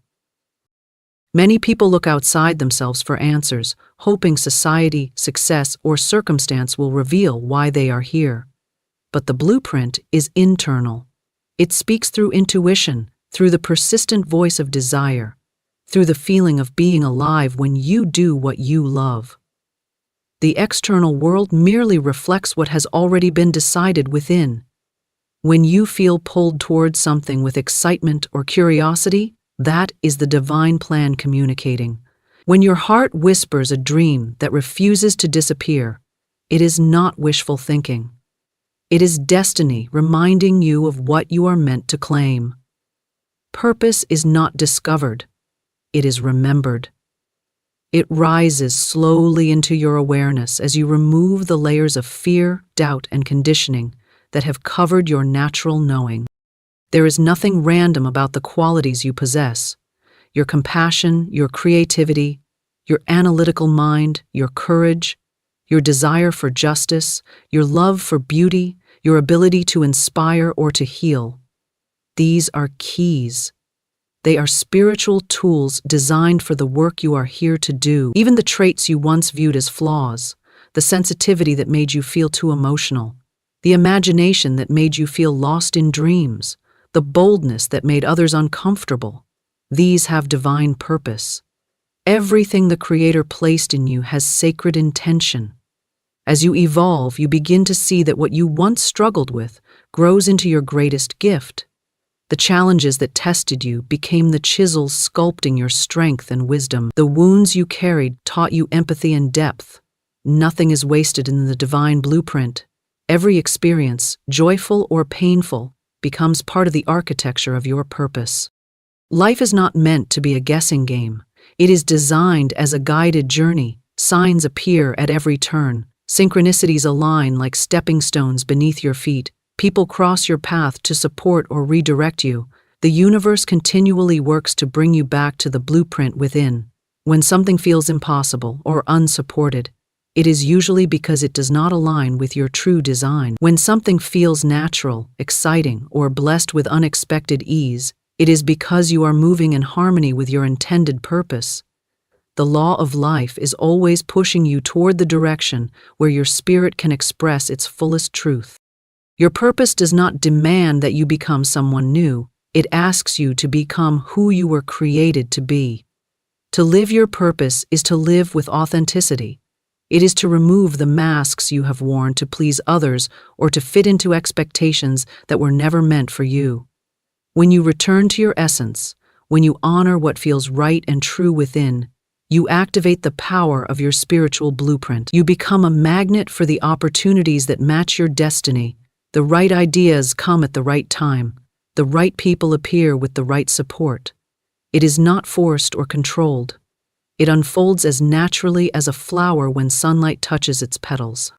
There is profound order in your existence. You were brought into this world at the exact time and into the exact environment that would set the stage for your awakening. The family you were born into, the cultures you were exposed to, the challenges you faced growing up, all of these elements were chosen as part of your preparation. Even the moments that seemed unfair or difficult were shaping you into the person capable of fulfilling your purpose. Spiritual architecture is precise. Every detail contributes to who you are becoming. When you feel restless or unfulfilled, it is your inner blueprint signaling that you are being called to rise into the next phase of your purpose. Dissatisfaction is not failure, it is guidance. It tells you that you are capable of more, meant for more, aligned with something higher than what you are currently living. Your soul refuses to settle because it remembers its divine promise. The calling placed within you cannot be silenced, even if ignored. It simply waits patiently, nudging you forward whenever you are ready to listen. To embrace your divine blueprint is to trust the perfection of your creation. You are not lacking anything needed for your destiny. You do not need to chase worthiness or gather permission from the world. You already contain the wisdom, power, and brilliance that your purpose requires. Life supports you fully when you choose to align with the truth of who you are. Faith becomes the key that unlocks the doors prepared for you. When you step boldly into the direction of your calling, you activate the laws of abundance, synchronicity, and divine support. The universe loves a soul that embraces its purpose. You were created as a unique expression of the divine. Your thoughts, your passions, your dreams, they were selected for you with care and love. Nothing about you is a mistake. Nothing about your journey is accidental. You are a masterpiece in motion, unfolding into the design written upon your spirit from the beginning of time. Your divine blueprint is calling for recognition, inviting you to step into the fullness of who you were always meant to be. Desire is the voice of destiny, guiding your path, a spiritual signal that arises from the deepest part of your being. It is not something you manufacture through effort or competition. It is born from within, a whisper placed in your heart long before you ever knew how to articulate it. Every true desire carries a vibration of divine instruction. It arrives already encoded with the power to fulfill itself. You do not chase your destiny, it calls to you. It speaks through the ideas that excite you, the visions that repeat in your imagination, the dreams that continue to resurface no matter how many times you attempt to dismiss them as unrealistic or inconvenient. Desire is the language of your soul, communicating what you are meant to become, where you are meant to go, and what gifts you are meant to share in this world. So often, people are taught that desire is selfish or materialistic, something to suppress or ignore in order to be seen as humble or practical. But genuine desire is not rooted in ego. It does not come from fear, insecurity, or comparison. True desire is a sacred reminder of the abundant life you were meant to enjoy. It is the force that pulls you toward your highest good. You feel it as passion, as curiosity, as energy that awakens you from within. When you listen to it, life expands. When you suppress it, life contracts. The divine never places a longing in the heart without also providing the ability and rightful means to manifest it. If a dream is persistent, if an idea refuses to fade, if something within you is constantly imagining yourself in a certain role or place, that is destiny signaling that the path belongs to you. You may not yet know how it will unfold, but the blueprint is already complete. The steps you need will appear one by one as you begin to move toward the desire. Desire is like a magnetic force that draws to you the opportunities, resources, and relationships necessary for its realization. What you seek is also seeking you. The moment the desire arrives in your heart, the universe begins aligning circumstances in your favor. Desire is deeply connected to joy. Anything that brings genuine joy is a pointer toward purpose. When you feel alive and inspired, when creativity flows effortlessly and time seems to disappear, you are experiencing alignment with destiny. Joy is not frivolous, it is a spiritual indicator. The feeling of joy means this is right for you, this is part of the divine plan. You are moving in harmony with your purpose. The world often glorifies struggle as proof of worthiness, but the soul recognizes joy as a sign of truth. Joy is a divine compass. There are people who fear their desires because they believe they are impossible. They have been conditioned to think small, to accept limitation as reality. But desire is not limited by the world's conditions. It flows from infinite intelligence. If a desire requires resources you cannot yet see, do not assume they are not available. They exist. Perhaps not yet in your current awareness, but they will appear when you rise in faith. The invisible becomes visible through belief.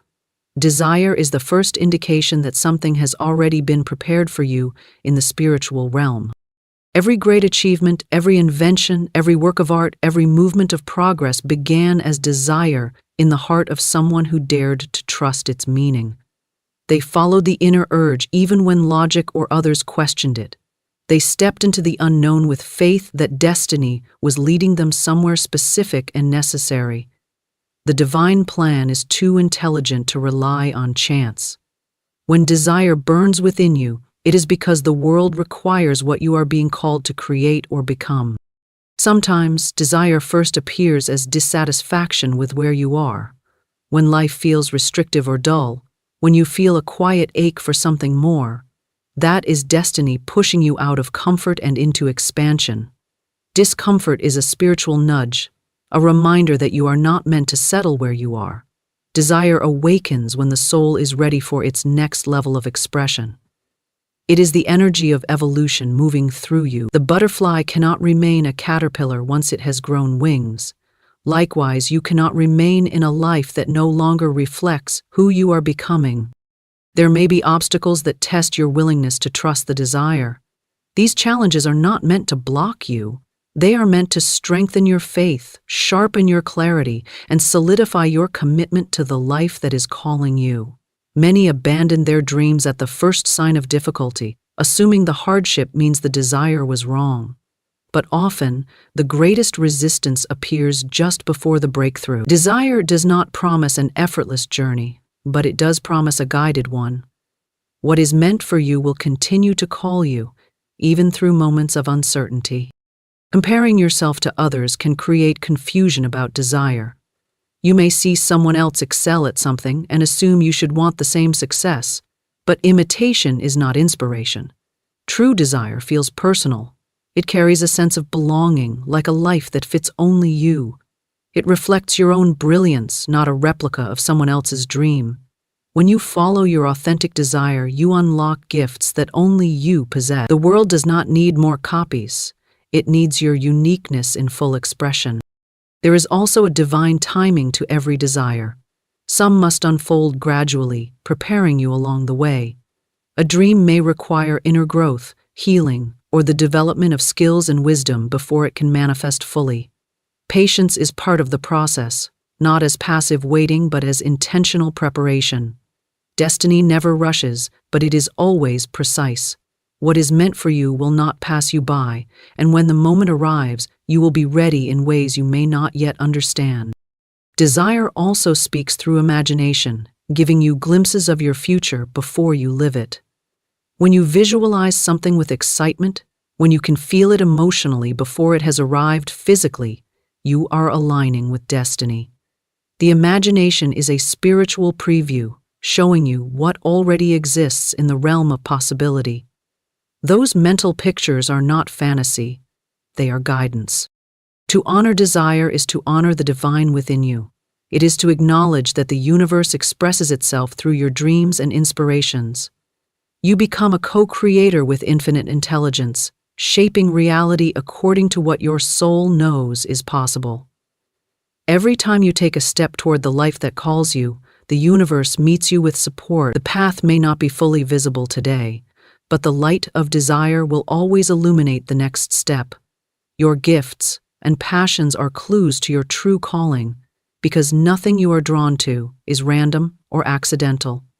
Every interest that sparks life within you, every activity that brings you joy, every ability that feels natural and effortless, these are spiritual signposts pointing you toward your purpose. The divine does not hide your path in confusion. Instead, it reveals it through the things that resonate deeply with who you are. The world teaches many to ignore what they love in favor of what seems practical or profitable. But the soul communicates through passion. Passion is the energy that reveals where you are meant to direct your time, your creativity, and your devotion.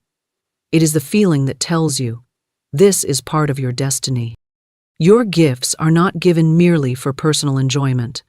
They are entrusted to you for expression, for contribution, for the uplifting of your own life and the lives of others. Within every person is a sacred combination of talents and inclinations that no one else possesses in the same way. This uniqueness is by divine intention. The world needs what only you can offer.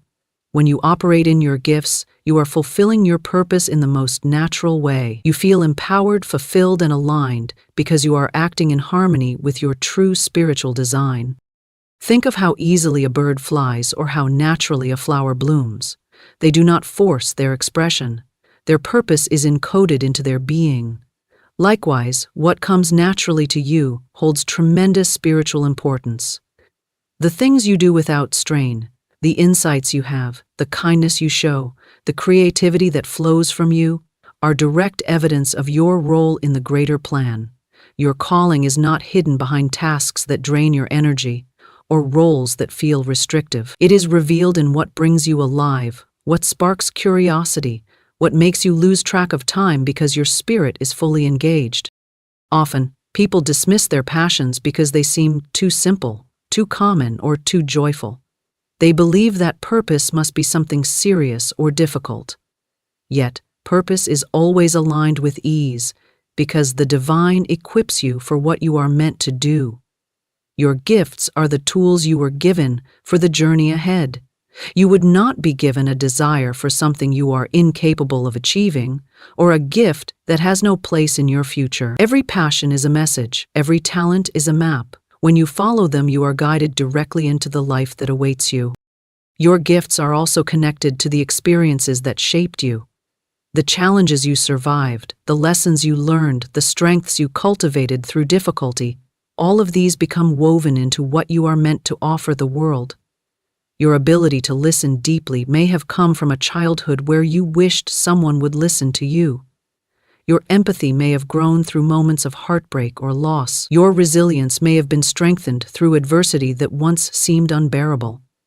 What once felt like hardship becomes the very foundation of wisdom and contribution. Nothing you have lived is wasted. Your story becomes your medicine, your testimony, your gift to others who are still on the path you once walked. Passion is the energetic fuel that propels you toward your purpose. Without it, life becomes routine and uninspired. With it, every day holds meaning and possibility. When you engage in activities that align with your gifts, you tap into a higher flow of creativity. Ideas emerge effortlessly. Solutions appear and opportunities align. This is not coincidence. It is the universe responding to alignment. When you honor what you were created to do, the world supports you. The right people, resources, and circumstances gravitate toward your purpose with perfect timing. Some people fear acknowledging their gifts because they worry about judgment, failure, or not being enough. Yet your gifts are not meant to be compared to anyone else's. They are meant to be cultivated, refined, and shared in your own way. Comparison is a distraction. It pulls your attention away from your distinctive calling. No two destinies are identical. Even if many people share a similar talent, the way you express yours is unmatched. Your vision, your voice, your style, your approach, all are uniquely yours. The divine does not create duplicates. Everything about you is intentional. Pay attention to what you love to learn about, what you naturally excel at, what others come to you for, what leaves you feeling satisfied and energized. These are clues. Passions do not persist by accident. They remain because they are aligned with your soul.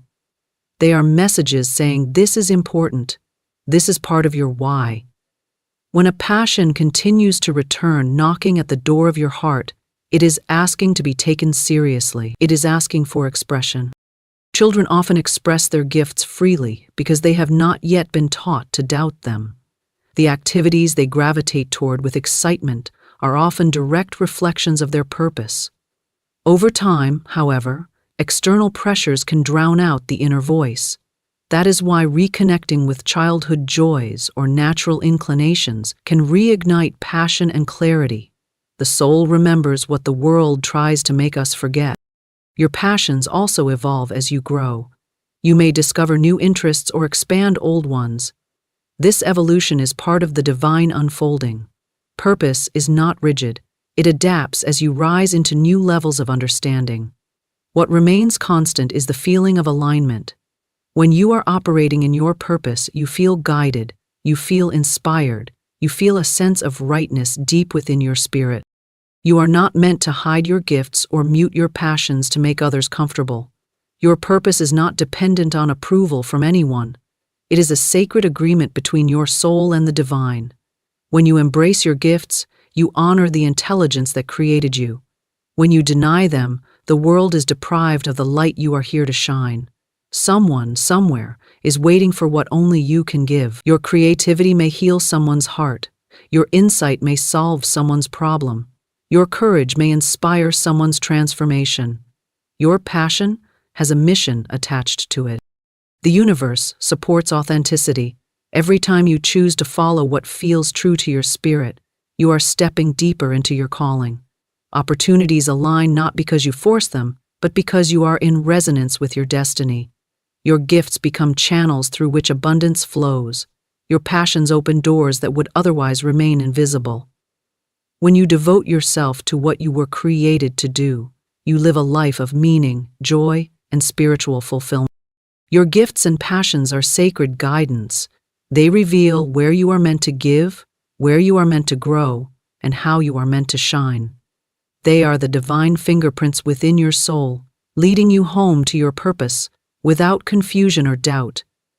Self-congratulance with purpose brings ease, flow, and abundance, because the universe is designed to support what is true, authentic, and divinely intended for your life. When you walk in the direction of your purpose, you move with the currents of spiritual law rather than against them. Much of the struggle people experience comes from pursuing paths that are not aligned with who they are or what they are meant to express. They push, force, and toil, believing that success must come through hardship. But alignment shifts everything. Instead of effortful striving, life becomes a dance of synchronicity, where resources, guidance, and opportunities appear naturally and without strain. Flow is the state your soul recognizes when it is engaged in what it was created to do. It is that feeling of energy moving smoothly, without friction or resistance. You are completely present, inspired, and empowered. Time feels different, sometimes faster because you are absorbed in joy, and sometimes slower because you are savoring the moment. Flow is evidence that you are on the right path. It is the universe whispering yes to your actions. Every step feels guided because you are attuned to a higher rhythm, one that leads you forward with grace instead of pressure. Abundance follows alignment, because the divine never withholds what is necessary for your purpose. When you are living in truth, you become a magnet for prosperity in all forms. Love, opportunities, creativity, support, financial blessings, wisdom, and inner peace. Abundance is not something you chase, it is something you attract by being in harmony with your spiritual design. Your purpose generates its own supply. What you need appears right when you need it, and often in ways more miraculous than you could have planned. This is not luck. It is divine order. Many misunderstand abundance as something external, to be earned through sacrifice and stress.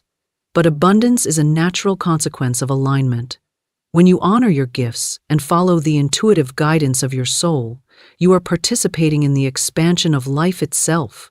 The universe rewards expansion because expansion reflects growth, creativity, and contribution.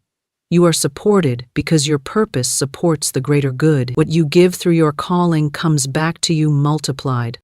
Alignment also brings clarity. Decisions that once felt heavy or confusing become simple. Your intuition speaks louder. You feel a certainty that does not require explanations or permission. There is less fear because there is more trust. Trust in the divine plan, trust in your own capabilities, trust that you are being led exactly where you belong. Doubt fades as alignment strengthens. You no longer feel torn between what you want and what you think you should do. You know, you feel it in your body, you recognize it in your spirit. When you are misaligned, life tries to signal it through resistance. Doors close, frustration builds, exhaustion takes over, and joy becomes distant. These are not punishments, they are guidance. The universe is always redirecting you away from what is not meant for you. But too often, people interpret resistance as a sign that they must try harder, forcing themselves deeper into situations that drain them. Real effort is not supposed to feel like a constant battle. When something is right for you, the path clears, support arrives. You feel lifted rather than burdened. Synchronicity is another hallmark of alignment. Perfect timing suddenly becomes a familiar phenomenon. You think of someone and they call. You desire a solution and the answer appears. You take a step and the next one reveals itself. These are divine confirmations that you are aligned. Life becomes a conversation between you and the universe, where the universe responds to your faith with guidance that feels almost magical. Yet it is not magic, it is your birthright. Alignment creates peace, not a passive peace, but a dynamic one. A peace infused with purpose, direction, and inspiration. Even when challenges arise, you feel anchored. You know that everything has meaning and benefit. You do not feel lost or alone. You carry the quiet confidence that comes from knowing you are exactly where you are meant to be. Anxiety dissolves when you recognize that your path is not random, it is designed. Ease does not mean the absence of effort, it means the absence of struggle. There will still be actions to take, lessons to learn, skills to develop. But the energy is different.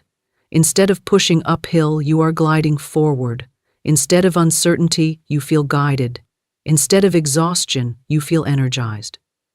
You wake up excited because you are connected to something larger than yourself, a mission that fuels you and fulfills you all at once. When you honor your purpose, you enter a flow of giving and receiving that enriches every area of life. The joy you express comes back to you. The love you bring returns multiplied. The creativity you share opens new doors. The more you align, the more the universe expands your reach. You are no longer surviving, you are thriving. And this thriving is not selfish. It is your soul fulfilling its promise. Alignment also strengthens your belief. When you witness how effortlessly things unfold, when you trust your inner guidance, your faith grows. This faith becomes a power, an invisible force that shapes your reality. Fear loses influence because you have experiences that prove life is on your side. You realize that obstacles are temporary and often strategic, guiding you more precisely toward your destiny. Alignment turns challenges into stepping stones rather than blockages. Your purpose is not only meant to be known, it is meant to be lived. And when it is lived, it naturally manifests abundance. The divine does not set you on a path without preparing the way. All you are called to do is move forward, listen, trust, and allow. You do not have to convince the universe to support you. The support is already in place. You simply align with what is true, and the doors open. Flow, ease, and abundance are not rewards for a chosen few. They are the inherent results of living in alignment with your spiritual design. You were created to flourish, not struggle endlessly. You were created to experience joy, not to suppress it. You were created to succeed in the way only you can, by being who you truly are. Your life is meant to express your highest spiritual potential, because within you lives a divine spark that seeks expansion, expression, and realization. You were not created to remain small, silent, or hidden. The very essence of your being is growth, an unfolding of the divine nature that was placed in you from the beginning. Every moment of your existence moves you toward a deeper understanding of who you truly are, a powerful, purposeful, and spiritually equipped being. Your presence on this earth is evidence that you have something extraordinary to bring into the world, something that only you can express. Your highest spiritual potential is not measured by worldly comparison or outer success. It is revealed through the authentic expression of your soul. It is found in how you love, how you create, how you dream, and how you rise each time life invites you to become more. You are meant to evolve beyond the limitations of fear, doubt, and external expectations. The divine within you is always guiding you toward expansion, toward a life that reflects the truth of your infinite nature.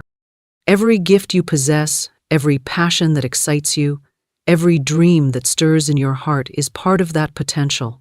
When you lean into what feels aligned and meaningful, you awaken your spiritual power. You step into the role you were designed to play. The world benefits when you are fully alive, fully expressed, and fully committed to becoming who you were created to be. Holding yourself back does not protect others, it deprives them of the light you are meant to shine. Your highest potential is not a destination you must strive to reach. It is a state of being you unlock each time you choose authenticity over fear. Every act of courage, every moment of self-belief, every decision to honor your soul becomes a step toward your fullest spiritual expression. The divine does not rush your journey. It unfolds through insight, transformation, and expansion at the pace that serves you best. You grow into your greatness, one moment of clarity at a time. Life continuously presents opportunities that call you into deeper alignment with your purpose. These invitations may arrive as challenges, breakthroughs, or subtle inner knowing. When something inside you says, "There is more for me," it is your potential speaking.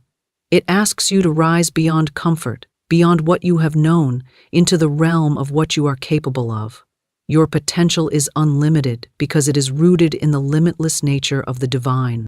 Fear often tries to convince you that you are unworthy or incapable of greatness.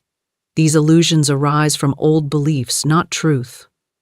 The truth is that the moment you were created, you were given everything needed to fulfill your purpose.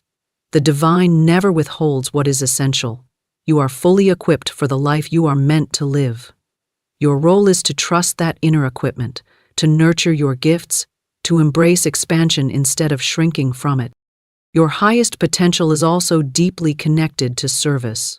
Not service rooted in self-sacrifice, but service rooted in contribution.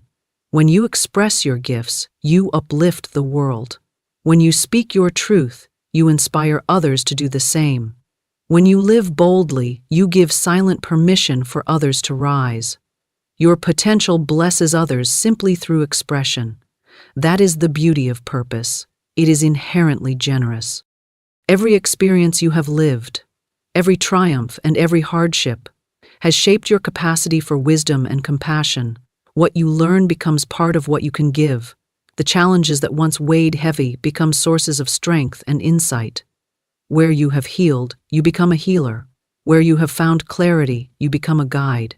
Where you have risen, you become a reminder to others that rising is possible for them too. To express your highest spiritual potential is to honor the divine presence within you. It is to acknowledge that your life is a sacred gift. You have been entrusted with unique abilities, perspectives, and possibilities. The world awaits your expression because your expression contributes to the evolution of the whole. Just as a single star brightens the sky, your purpose expands the brilliance of humanity. The more you shine, the more the world wakes up to its own potential. Joy is a powerful signal that you are living your spiritual potential.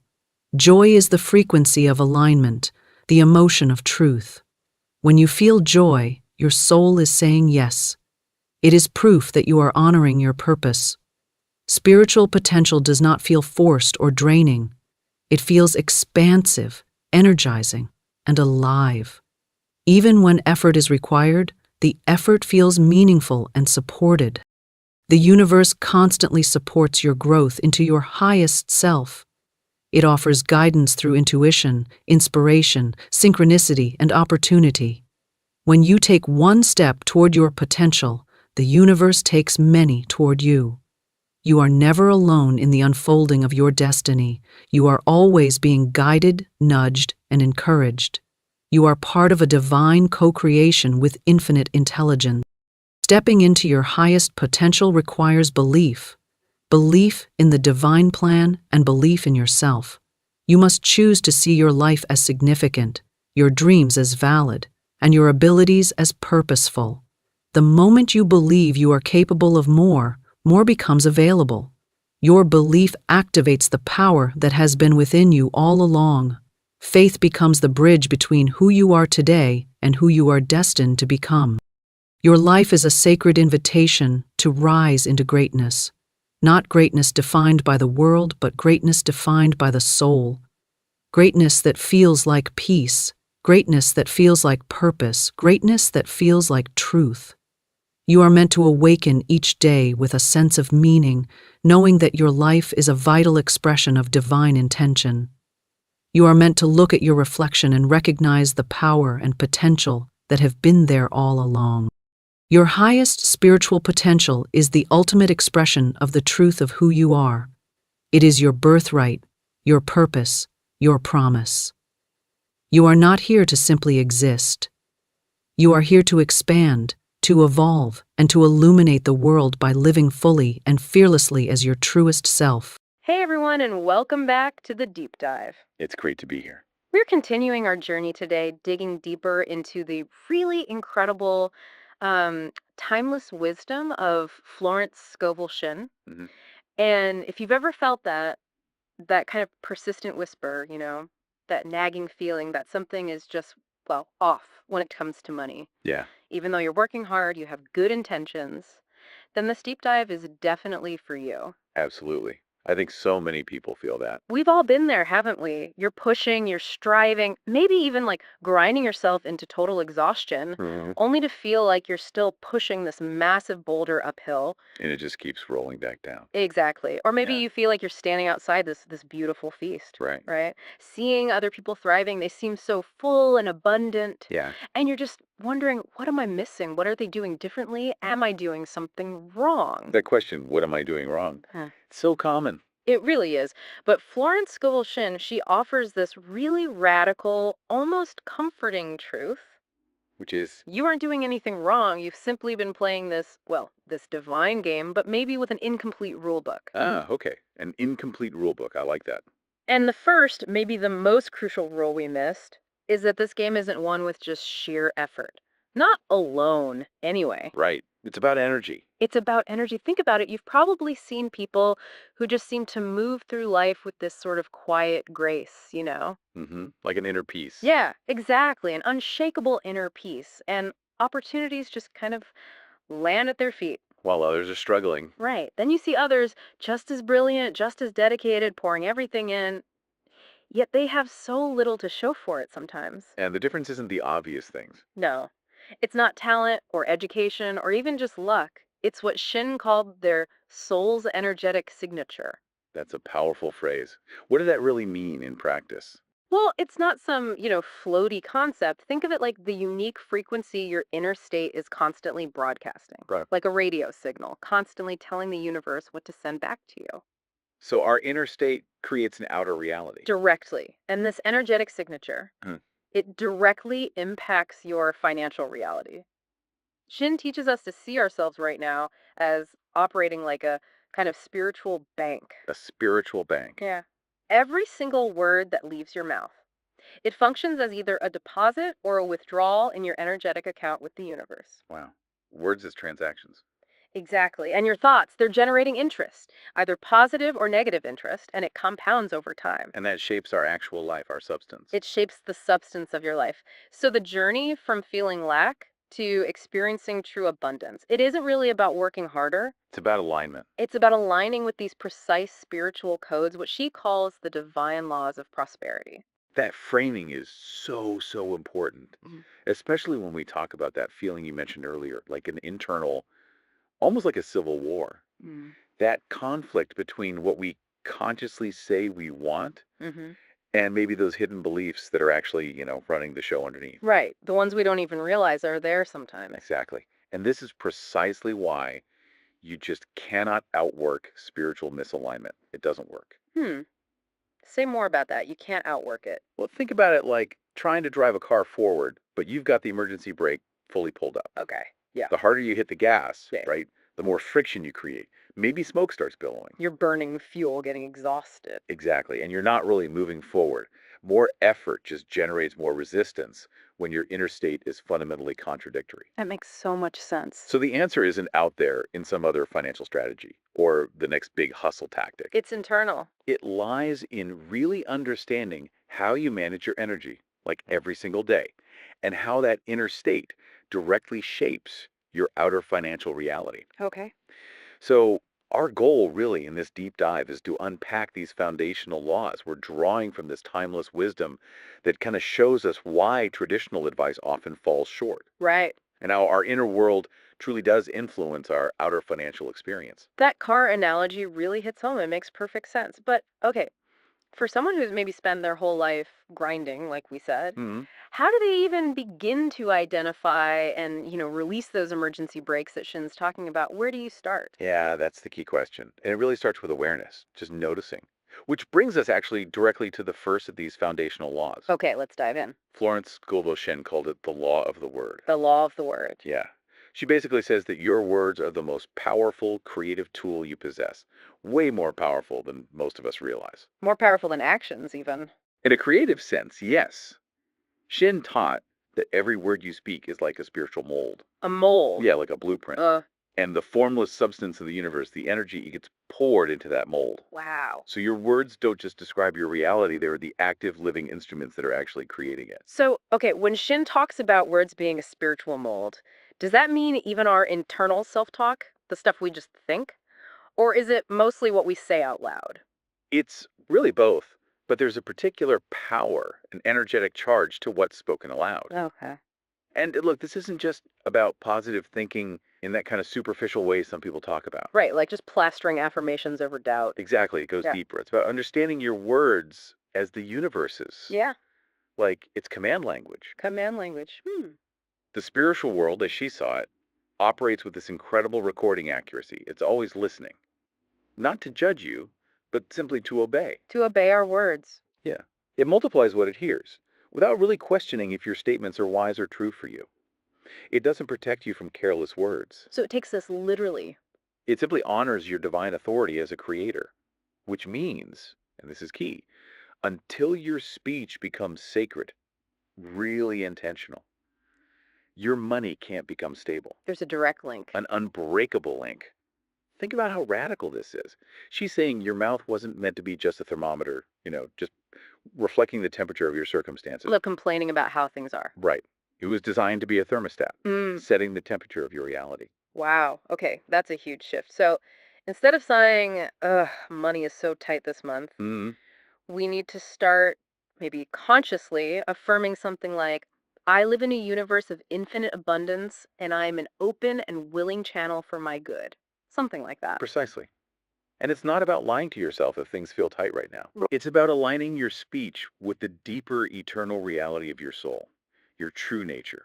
This is like your first act of divine obedience, in her view. So a practice could be maybe for the next 7 days, just become like a sacred guardian of your words. Yes, I love that. A sacred guardian. Just notice the casual complaints, maybe the self deprecating jokes about being broke, Oh, yeah, those are common. those fearful conversations we have. And you don't need to police yourself with shame or judgment. No, gently. Just notice and then make a new choice. Maybe silence is better than a statement of lack, or even better, just a quiet word of truth about abundance instead. Beautifully put. And with that understanding of our words setting the stage, let's look at how Shin says we actually move this energy. Okay. This brings us to the second critical law, the law of circulation. Circulation, like blood flow. Exactly like that. Yeah. Money, she caught, is spirit in motion. Its very nature is to flow. Okay. It expands when it's allowed to move freely, and it contracts when it's held in fear. Which is counterintuitive because most of us are taught the opposite. Totally the opposite.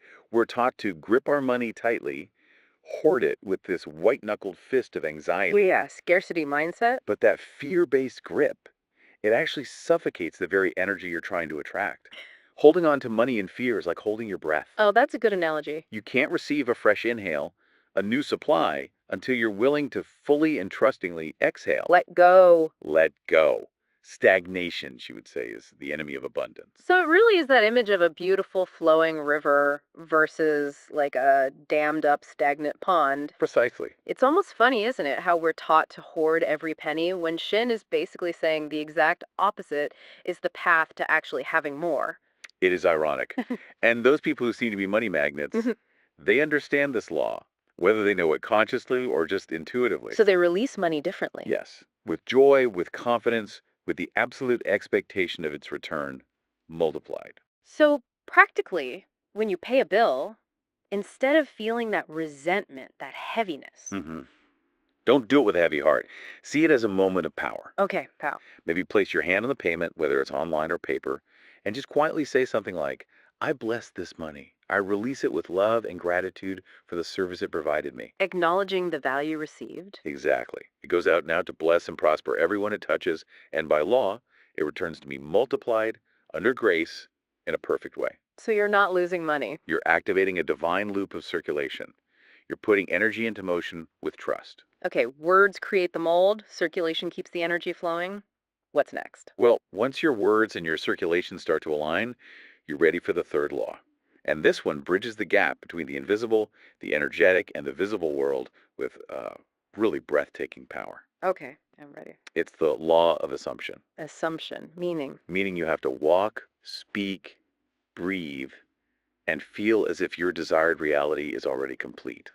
Now, Even if the bank account doesn't show it yet. especially if the bank account doesn't show it yet. Why? Because in the mind of spirit, or the quantum field, if you prefer, where all things are created first, it already is complete. It exists energetically. It already exists. Yeah. The only thing that delays its appearance in your visible life is your own refusal, often unconscious, to step into the feeling of the wish already fulfilled. That's the hard part, the feeling. It is.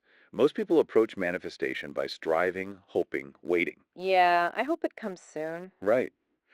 But the very frequency of waiting actually pushes your desire further into the future. You can't attract wealth while you're vibrating in a state of, I hope it comes. You attract it from the state of having it. You attract wealth by embodying the frequency, the identity that says, it is already here. I am already that. Wow. So this is about collapsing the timeline, not waiting for it, but being it now. You got it. Collapsing the timeline. It's about generating that same deep kind of cellular certainty you feel when, for sure a paycheck is coming on Friday. Good example. You don't spend Thursday in a panic, right? You make plans based on knowing it's coming. You assume it's done. Okay, so the practice here is like a sacred spiritual rehearsal. The rehearsal, yes, perfect. Maybe when you wake up, before your feet even hit the floor, you ask yourself, okay, how would the version of me who is completely financially whole and peaceful feel right now? And then embody it. Yeah, inhale that feeling of peace, let it fill your body. When you choose your clothes, maybe choose them as the soul who is already abundantly supplied. Acting as if. And it's not pretending in a fake way, it's aligning, it's tuning your energy. Exactly. Because your subconscious mind, it can't really distinguish between a vividly imagined experience and a quote-unquote real one. So it starts to accept the new reality. It accepts this new reality as truth, and then it starts orchestrating your outer world to match that inner state. Okay, so let your unshakable inner truth be. It is already done. It is already done. That's the frequency. And this naturally leads us to the fourth law, which is a sacred practice that really amplifies the power of circulation. It turns it into this divine engine of multiplication. Okay, amplifying circulation. How? So through the law of tithing with word. Tithing. Okay, giving a portion. Yes, but it's more than just giving money away. Tithing with word is the specific practice of supercharging that generosity with a precise spoken declaration. Ah, the words again. Always back to the words. It makes it a spiritual transaction, not just a financial or charitable one. Got it. Giving is definitely one of life's most powerful activators for abundance. We know that. Yeah. But tithing, giving a portion of your income. When you understand it this way, it's like a spiritual technology for activating the universal law of increase. A spiritual technology. I like that. But here's the secret most people miss. Simply giving money away, even generously, isn't always enough to trigger that multiplication. The true, explosive power is unleashed when you tithe with word. The few who really get this law, they don't just give money and kind of hope for the best. They command its return. They give money and command its return through a specific, authoritative, spoken declaration. Okay, so it's transforming that simple act of generosity into something much more potent. Exactly. A powerful spiritual transaction. You have to realize you're not truly giving to a person or an organization. Ultimately, no matter how worthy they are, Who are you giving to then? you're giving to the principle of abundance itself, to Hmm. universal supply. You're making this powerful statement of faith that your ultimate source isn't your job or the economy, but spirit, infinite supply. That shifts the whole perspective on giving. It really does. So every time you tithe, or even just give a gift, make a donation, you must water that precious seed with your word. Water the seed. Okay, how? What do you say? You speak a declaration over it with quiet authority. Something like, I give this joyfully and freely to the principle of universal supply. Acknowledging the source. Yes, this is my statement of faith in my infinite and unfailing source. This seed is blessed, and by law, it must return to me multiplied. Claiming the return. Yes, I command this seed to produce an abundant harvest in perfect divine timing, under grace, and in a perfect way. So again, you're not losing money. You are investing it. That's it. Investing it in a divine cosmic system that is designed for guaranteed multiplication when you operate it correctly. Word, circulation, assumption, tithing with word. These first four laws really feel like they build momentum. They absolutely do. They start creating this immense, almost unstoppable forward momentum energetically. But the fifth law, this one is like the guardian. A guardian. Yeah, the guardian that ensures you don't unconsciously sabotage your own progress from the inside. Ah, self-sabotage. We all know that one. Don't we, Jess? This is the law of agreement Agreement, meaning agreement with. yourself, primarily. You simply cannot create a life of abundance while you are in a state of internal civil war. We talked about that earlier. Right, the conflicting beliefs. True creative power is born from sacred harmony. A complete coherence between what you consciously say you want, Mm, what your subconscious mind believes is true and possible for you, okay. and what you genuinely, deeply expect to happen. All three need to align And most people violate this law constantly. constantly without realizing it. Yeah. They might affirm wealth in the morning Yeah, do their affirmations. and then spend the rest of the day completely consumed with worry about bills, anxiety about lack, Sending mixed signals. totally scrambled, confusing signals to the universe. It's like trying to tune into a clear radio station while you're simultaneously broadcasting loud static on the exact same frequency. It cancels itself out. It absolutely does. And often this happens because we've made these silent but really powerful agreements with lack over our lives, haven't we? Unconscious contracts. Through family patterns, maybe, that normalize struggle, cultural messages about money, Oh, definitely. and just our own repeated negative thoughts. We've basically signed these unconscious contracts with limitation. That's a great way to put it. Sign contracts with limitation. So the journey to inner agreement, Hmm. it requires a conscious, deliberate ceremony of release, doesn't it? It really does. A conscious choice to break those old agreements. You have to, like, metaphorically burn your old contract. Yes, I love that visual. Burn the old contracts. Maybe find a quiet moment, close your eyes, and actually visualize those old yellowed scrolls of parchment, right? Mm, With words written on them like, it will always be hard for me, or I'm just not worthy of wealth, or money is the root of all evil. whatever those limiting beliefs are for you. See them clearly, maybe thank them for whatever lesson they taught you, however hard, Yes, acknowledge them. and then imagine this beautiful sacred fire. Place each one of those old contracts into the flames and just watch it dissolve into shimmering ash. Feel the release. Yes. And as the last one dissolves, take a really deep breath and declare out loud or inwardly, they no longer have any power over me. I am free. I now take a new, clean scroll of pure light, and upon it I write my new contract, sealed in my heart. I am in sacred agreement with infinite abundance, divine ease, and joyful prosperity. Claiming the new reality. This is my new agreement. This is my new truth, and so it is. And just feel that shift. You can declare your freedom right now. I choose new agreements. That process of releasing old agreements and establishing new ones is Yeah. it's profound, and this profound internal alignment, it clears the way for what might be the most foundational law of all. Okay. The one that governs not just what you have, but who you actually get to be. Who you get to be. Wow. That's the law of identity. Identity. You can only attract, receive, and crucially sustain what your core identity can actually hold. Sustain. That's key. It is. Your life is always a reflection, not of what you merely want, but of who you deeply fundamentally believe you are. So if you see yourself as a struggler, Then the universe, in its infinite love and precision, really has no choice but to honor that self concept. It mirrors it back to you through circumstances. that explains why sometimes lottery winners lose it all, maybe. That's often cited as a perfect example. Their external reality suddenly drastically exceeded their internal identity of someone who doesn't have much money or someone who isn't good with money.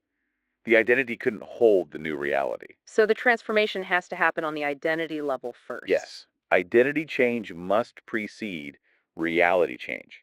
You don't wait for your bank account to look different before you start feeling wealthy or abundant inside. You choose the identity first. You consciously choose and then embody your new identity first. Okay, so give me an example. Instead of the old identity, like, I'm just not good with money, A common one. your new identity statement could be, I am a masterful, joyful steward of abundance.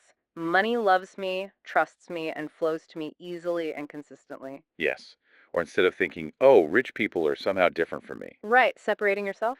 try embodying, I am wealth in motion. I am an heir to the kingdom, as Shin might say, and my inheritance is limitless. You have to speak from this new identity. Speak from it, think from it, make decisions from it. Ask yourself, what would the wealthy version of me do right now? This is about upgrading the very foundation of who you are, like at a cellular and spiritual level. So the action is to claim your new self. I am wealth in motion. Claim it, live from it. And now, having laid all this groundwork, we arrive at the final law. A seventh one. Well, the sixth one we discussed was identity, and before that, agreement, tithing, assumption, circulation, word. So this might be considered the seventh principle, or perhaps the overarching one. It's the keystone. Okay, the keystone that holds it all together. Exactly. It holds the entire divine architecture together. It's the law that turns all this knowledge into wisdom and then turns wisdom into actual tangible results. Okay, this sounds crucial. It is. It's the law of obedience. Obedience. That word can sound a bit heavy. It can. I understand that. Wow. But this final law really determines whether all the others we've talked about will produce lasting, sustainable results for you, or if they just remain interesting but kind of fleeting ideas. Making it stick. Yes. It reveals that you cannot truly enter into that sacred agreement with your supply with abundance if you refuse to consistently obey the spiritual laws that govern it. So it's not about blind obedience. No, no, not about rigid, fearful obedience to some punishing force out there. Think of it more like a loving, graceful, and intelligent alignment with the universal principles that literally create worlds. Aligning with how things actually work. Exactly. It's not even about perfection. Nobody's perfect. It's about the rhythm of divine obedience. Yeah. Consistency. Okay. Rhythm and consistency over perfection. That feels more doable. Much more doable. And this consistency, even if it's imperfect, creates this powerful momentum that eventually actually becomes effortless. Really? Effortless. Eventually, yes. The soul who practices these laws imperfectly but does it consistently, day in, day out, they will always achieve more, ultimately, than the one who applies them perfectly, maybe one Sunday a month, but then forgets about them. That makes sense. Sporadic effort doesn't build momentum. Exactly. So this is where we bring it all together. How do you live this? Yeah, what's a practical rhythm? Maybe for the next 7 days, you could commit to a simple but really profoundly effective rhythm of practice. Okay. Each morning, maybe first thing, declare your truth for the day. Embody that law of assumption. Today I walk as the one who is already whole and abundant. Start the day in that energy. Yes. Then throughout your day, just be a vigilant guardian of your mind. Honor the law of agreement and the law of identity. Notice the old thoughts. Notice them. No. And each time a thought of fear or lack arises, gently but firmly replace it with your new truth. Nope, that is an old story. My new identity is wealth in motion. I am in sacred agreement with abundance. Rewriting the script in real time. Exactly. And as your day closes, maybe consciously activate the law of circulation and the law of tithing with word. When you spend money or even receive it, Speak your declaration of increase over every financial transaction, silently or aloud. Keeping the energy moving and bless. And then you can seal all of your sacred practice for the day with the ultimate unwavering truth of this law of obedience. Maybe speak this powerful statement aloud into the quiet of your room just before you sleep. Because I obey divine law, money cannot ignore me. Wow, that's bold. It is. Because I walk in alignment, prosperity must seek me out. My loving and consistent obedience commands my abundance. That single declaration, it really shifts you, doesn't it? From a place of hoping or maybe even begging. Yes, to a place of quiet, powerful spiritual authority. You're stating how it is because you're aligning with the laws. The laws are always at work anyway. Always. They're working in your life right now, whether you're aware of them or not. But now you hold the power to consciously work with them, not against them. It's a choice. You have the choice to become the one who enters into that sacred agreement with their supply, rather than being someone who feels like they're always chasing it from a place of fear or lack. That's a profound shift in perspective. It truly is. And maybe as you leave this deep dive today, just carry this one final provocative thought with you. Let it be like a gentle guiding compass for your week. Just ask yourself, who would I be? What would I do? And how would I feel if I truly deeply knew that the entire universe was conspiring for my good? If I knew it. If you knew it, bone deep, Yeah. and then try to live from that answer. Just see what happens. That's a beautiful question to live into. Thank you truly for your engagement today and for your readiness for this deeper transformation. It's powerful work. It really is. And if this depth dive has resonated with you, if you're feeling ready to explore even more of these powerful teachings from Florence Scovel Shinn, we actually have a related video that complements today's topic perfectly. It dives even deeper into how your spiritual identity really shapes your material reality. Yeah, it's a great next step. So just click on the end screen video showing up now, or you can find the link in the description below to continue your journey. Keep exploring. Absolutely. Until next time, keep diving deep.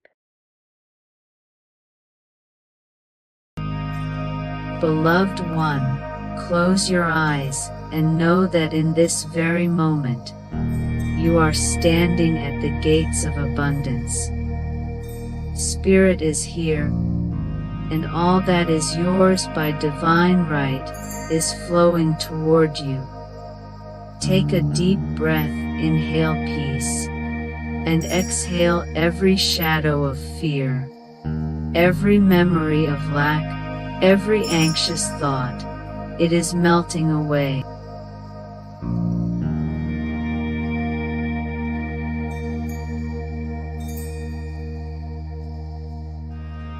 Inhale again, filling your lungs completely with the breath of spirit. Hold it gently, and exhale slowly, as if releasing centuries of burdens. Once more, beloved, breathe in deeply, filling your whole being with light, and breathe out, knowing you are free.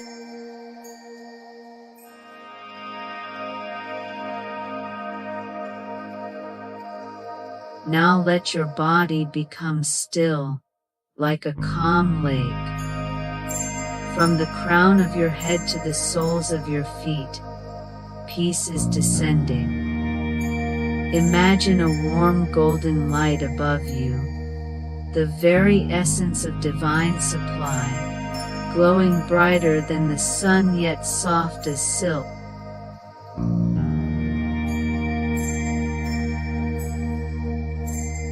This golden light is the creative energy of the universe, the same light that formed galaxies and stars, the same light that carved mountains and poured oceans.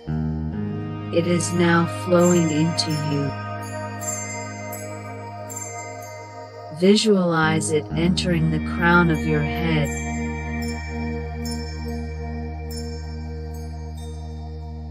gliding gently over your forehead, your eyes, cheeks, and jaw, softening every muscle, your neck, shoulders, and arms, releasing every burden you've carried.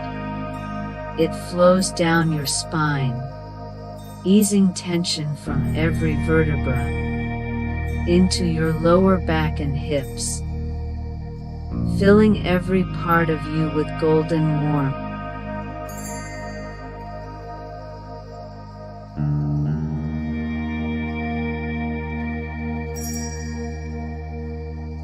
Let this divine light flow through your chest, flooding your heart with love, expanding your breath with peace.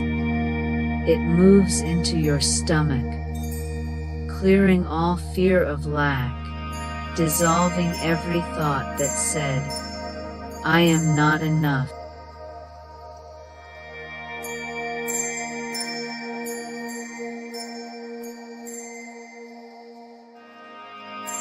The light continues down into your legs, your knees, your ankles, your feet, until it reaches the tips of your toes. Now your entire body is glowing. Every cell, every atom is singing with abundance, vibrating with divine supply.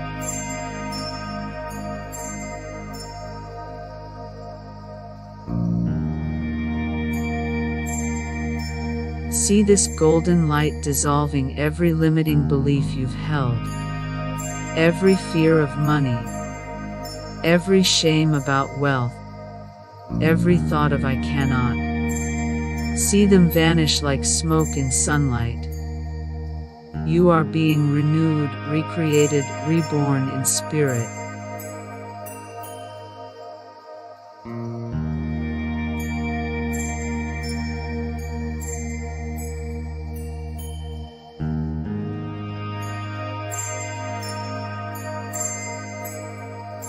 Now, beloved, see yourself standing in a garden of gold.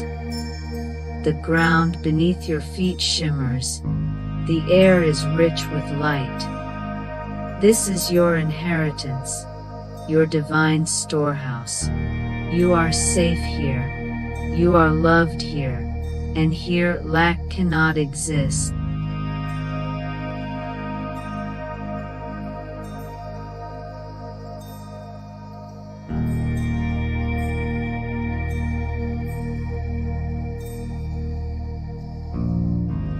Say softly in your heart, "I am one with infinite supply. I am rich in divine substance. Money knows my name and comes to me now."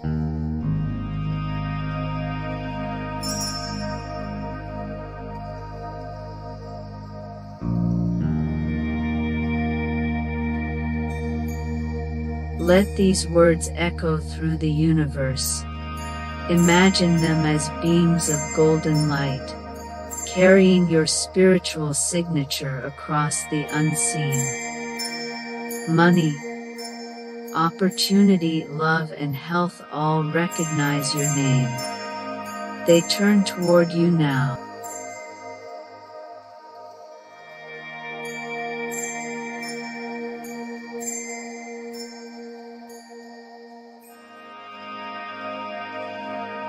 Picture yourself receiving effortlessly. See yourself living in the home of your dreams. Walk through its doors. Feel the warmth of its rooms.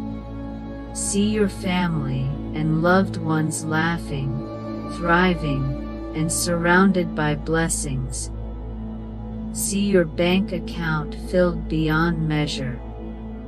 Not because you chase money, but because it knows you, trusts you, and seeks you out.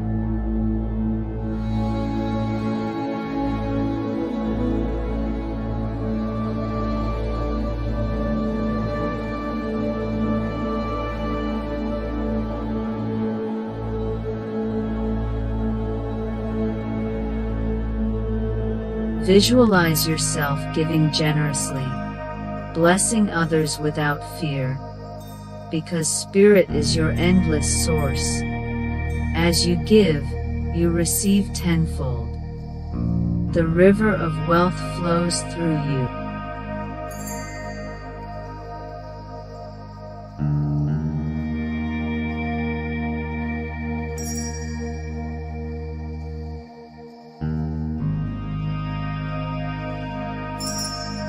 Now affirm silently, everything I desire is already mine. The doors are open. Divine substance flows freely.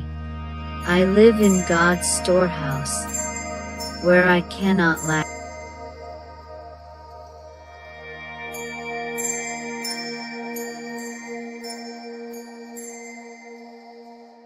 Stay here for a while, beloved. Let this vision grow brighter. Feel gratitude fill your heart. Smile softly, knowing the law of spirit is exact. The unseen is becoming seen.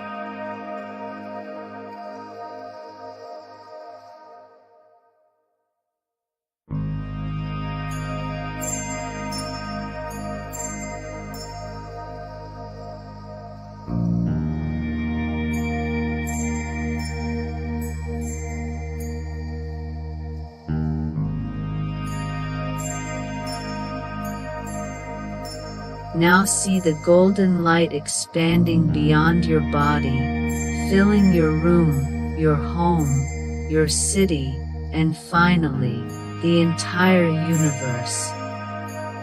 You are a beacon of abundance, and your vibration calls every good thing to you.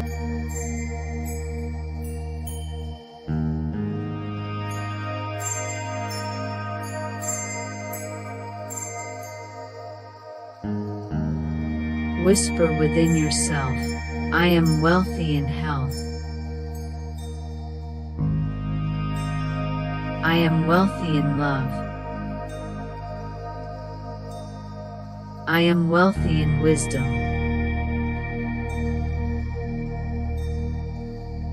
I am wealthy in joy.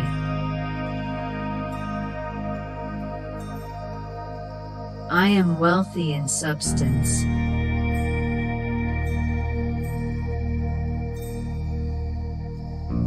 Repeat this softly 3 times.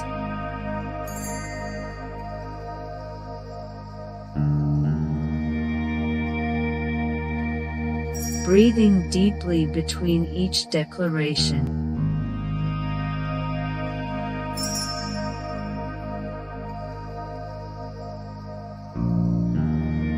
Rest now in silence, feel the deep calm of knowing it is already done.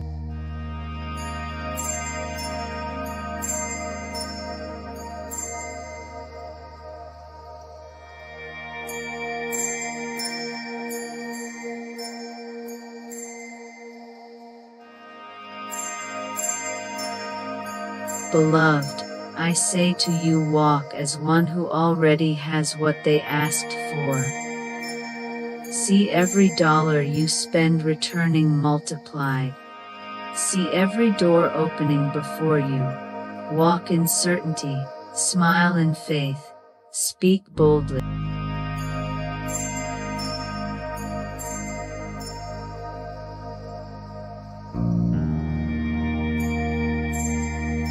Now breathe deeply once again in and out.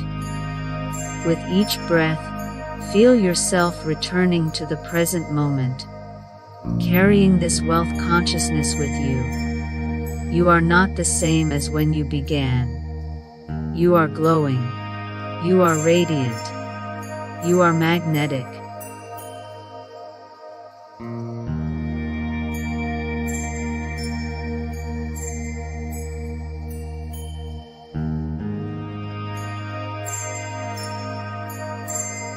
Count silently from 5 to 1. With each count, feel more awake, yet deeply peaceful.